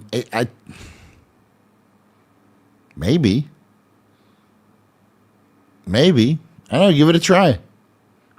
But then obviously you wouldn't want to use the GH for a while because otherwise your IGF-1 levels might be elevated. So just tell them you're using tell them you're using the GH 10 IUs per day, and you just play dumb. I don't know why my IGF-1 is not going up. You park the 10 IUs growth hormone and you take metformin and berberine to bring your IGF-1 levels down. And then I don't know why it's not working. Maybe I need some Increlex too. You know? And then we're going to put some serious mass on you, and you'll be too heavy for all those motorcycles that you race, Benjamin. And then you have another problem. Troy was 80s hot with a big wig of hair, boobs, but no exercise. There was one episode where they exercised, right? They were stretching or something with those fucking suits, and the doctor actually looked way better than Troy did. She was also taller. I don't know. Troy looked like a maid, like a Mexican maid. Even though she... It's like a typical Mexican maid you would get in an American hotel, you know. So, can I clean your room? That's what Troy is, you know. She's no to Paul, man. I'm married to Paul. My wife looks like to Paul. If you know, you know. Unracked podcast is nice. Yeah, I agree. It's good. A little bit of, too much bitching about coaching Nick Walker and what happened there. But besides that, it's a good podcast for sure. My number one talent is eating like an asshole. Hey, you and me both. You were coming to Bangkok, right? Let's hold a competition. I'll bring the wet wipes. Fuck. Where are we? Mexican maid. Come on, man. You know it's true. See, it looks exactly like a Mexican maid. I've been watching too much Brazzers. I'm here to clean your room. So can you clean this knob? And we're off to the races. What's your thoughts on running a low-dose Trenbolone acetate 70 milligrams per week for a longer period of time, maybe months, to get the libido benefits? Yeah, you could do that, but you might see that the creatinine and cystatin C goes up over time, and that your mood might not be as good as your libido. So 25 milligrams, sure. 70 milligrams, I'm running 150 milligrams for 6 weeks, and then I'm throwing in the towel. And I had like 7-week break in between. So that's 6 weeks on, 7 weeks off, 6 weeks on, and then I'm off of it for as long as I want to. Which should be a while, because I plan to be off from Christmas until Arnold Classic. And when I say off, it's TRT. When I say TRT, it's like TRT for 2 people. But I have the muscle mass of 2 people. What do you recommend to fix digestion? No matter what I eat, I get distended. With foods, I don't. I got that before. Should I get... what could I get tested? Well, the distension is probably coming from the appetite suppressants, right? I did a full allergy test and elimination diet. And with retatrutide, I just get distension at the end of the day because it slows your digestion. So whether you run tirzepatide or retatrutide or any of the other GLP compound medication, you'll get some distension because it slows your digestion. And you could do an elimination diet and a food allergy test, and then you have better food choices available, obviously. That might lower it a little bit. But yeah, I still got some distension, man. Growth hormone at 10 IUs per day will give you some distension. Insulin will give you some distension. Yeah, so and even stimulants and stuff, you know, can alter the way how your how the food passes through your stomach, because the smooth muscle also contracts. So yeah, unfortunately, all the things that make you lean will give you some distension. So take the tirzepatide out and the growth hormone out, and don't eat like an asshole, and then you can pull a vacuum, but you'll have to suffer through it. Oh, you know, stayed a babe? Nana visitor. Kira and Nerys stayed a fucking babe, dude. Even if you look at her now, she's like 55 or maybe 60. You know, and of course the actress who played Jadzia Dax also still a babe. Yeah, Deep Space Nine did it better than any other. Kira had Kira and Nerys had too much fucking baggage though. Look, at least that Gia had some good experience in her multiple lifetimes, but Kira and Nerys, oh man, she was a Karen before there was Karens. Ryan, any question? All right, here we go. Steve, my wife is finally pregnant, want to jump back on cycle, but will be cautious and wait until NIP test. Smart. What's the most I can push before this? 250 test? Yeah, 250 tests per week and 250 hours HCG 3 times per week just to keep you going. Or you could freeze some sperm. You know, and then if the NIP test turns out to be, not favorable, Down syndrome and stuff, then I would recommend IVF. So you can do the embryonic testing, the DNA screening before you implant. So that's what we did. And we implanted the embryo that is past the DNA testing. So I didn't have to worry about, potential Down syndrome. Whereas one of the embryos had the potential for Down syndrome. So that one we discarded, right? We had 3 embryos left, 4 fertilized and one we discarded, one boy embryo because it could potentially cause have Down syndrome. So the 2 embryos we have left and the healthy daughter we have now, it was well worth the money. I would say that. So yeah, it's smart to stay on something modest, or you could do a couple jerking sessions at the fertility clinic, freeze that, and then you have that available for IVF. And whether that's IMSI or ICSI, it doesn't really matter. That's all good. You're 75 now? I still would, man. She might be twice my age, but she got twice the experience. Will she survive? That's another story. Pushing the last 5 to 6 weeks on cycle, 250 tests, 200 primo, 100 Tren, 350 anavar. Holy moly, blood work is good. Blood pressure slightly higher than baseline, but then higher than 125/85. Thinking removing anavar, adding in 50 milligrams Tren, 100 tests, 100 Masteron, a total of 350 tests, 200 primo, 150 Tren, and 100 Masteron. Thoughts? That sounds fine to me. Sounds fine to me. Get your blood pressure under control. That 85 is a little bit on the high side. Could be from the stimulants that you're taking. Maybe to look at the Tomasarta and Cialis. You know what to do. But other than that, it's totally fine.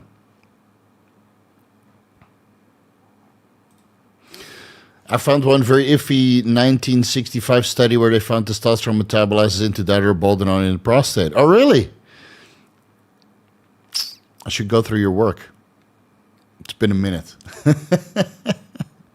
Maybe everybody produces dihydroboldenone already. And that's why we get prostate enlargement. Older the berry, sweeter the juice.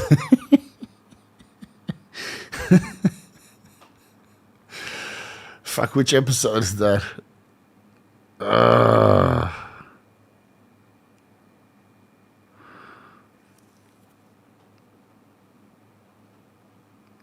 I'm almost falling asleep, guys. It's been a long week.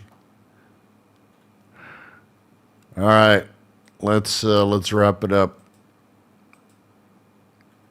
Anything else that's interesting? That I don't know. And after that, would you reduce doses gradually, go back to TRT cold turkey? My plan is to be ripped 1 week in the new year and party a lot that week. Yeah, just go to like 1 week before you party, come off everything besides TRT. Then you'll drop a little bit more water and then party a lot because I know how you party, Benjamin. You party like me. And then I would be on TRT also. Just TRT and maybe a beta blocker and some injectable glutathione afterwards. Write me a trip report, bro. What's the best dose of test only no AI for libido? Yeah, as much you can tolerate. It depends on how much you aromatize. So some people are fat and they aromatize a lot. They can only take 125 milligrams. Some people can take 250 milligrams. So it depends on your blood work. Start at 150 and increase as needed. It's very individual. Yeah, we both know, man. Yeah. L and M together. For a major W. Yeah. Or L and S. Yeah, L and S because it has the same 7-8 hours effect. What price point are you going to buy back BTC? I bought a little bit at, 82. And then depending on how it goes over the weekend, I might get back at 84, 85. Yeah, or if it breaks through the trend and retests. So you have this downward trend from November 11th. So that's 2 weeks.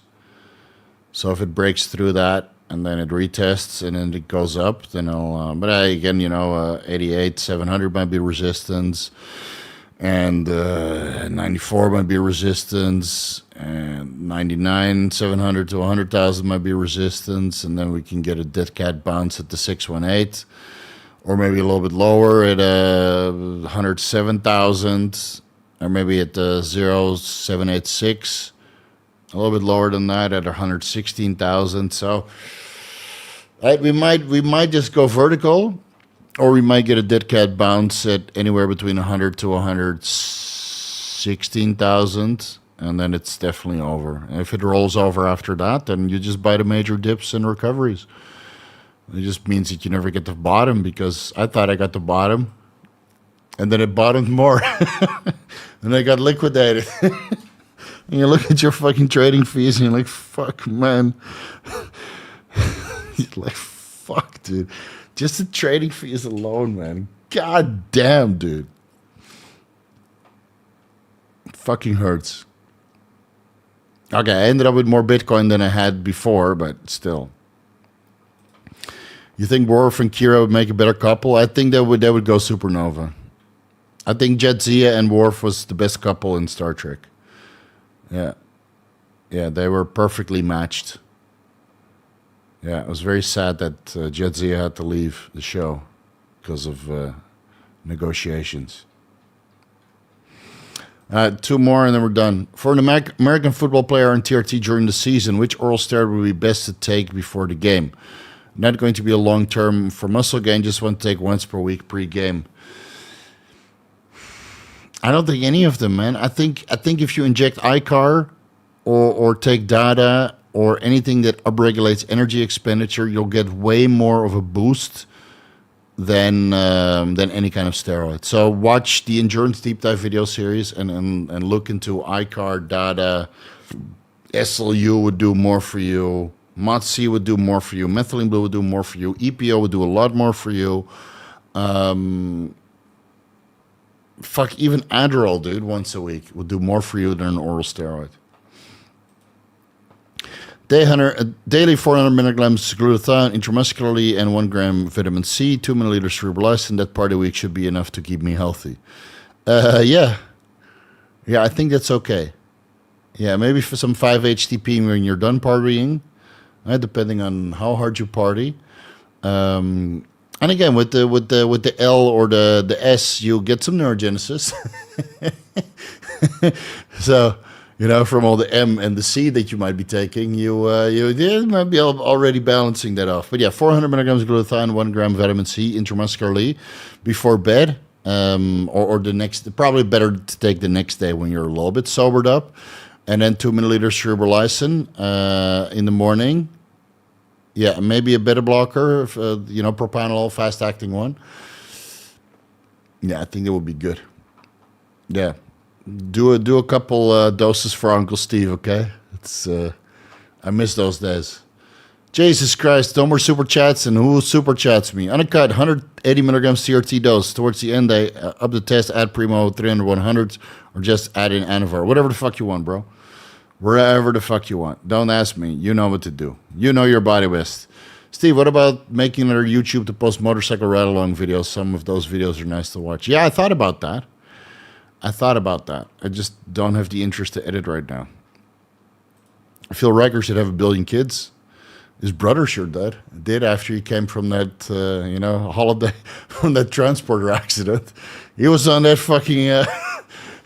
He was solo on that ship for years, That Riker, he's got 1 billion kids. Thanks, boss. Enjoy your Sunday. All right, we'll do. Cool, man. Yeah, let me know how it turned out. Steve, what's your injectable YK11 brewed in? MCT oil. I got it from Modern Aminos, the best source for injectable YK11. Oh, yeah, Thomas, right? He went to prison. May have been Kira, though. Yeah, somebody had to do it.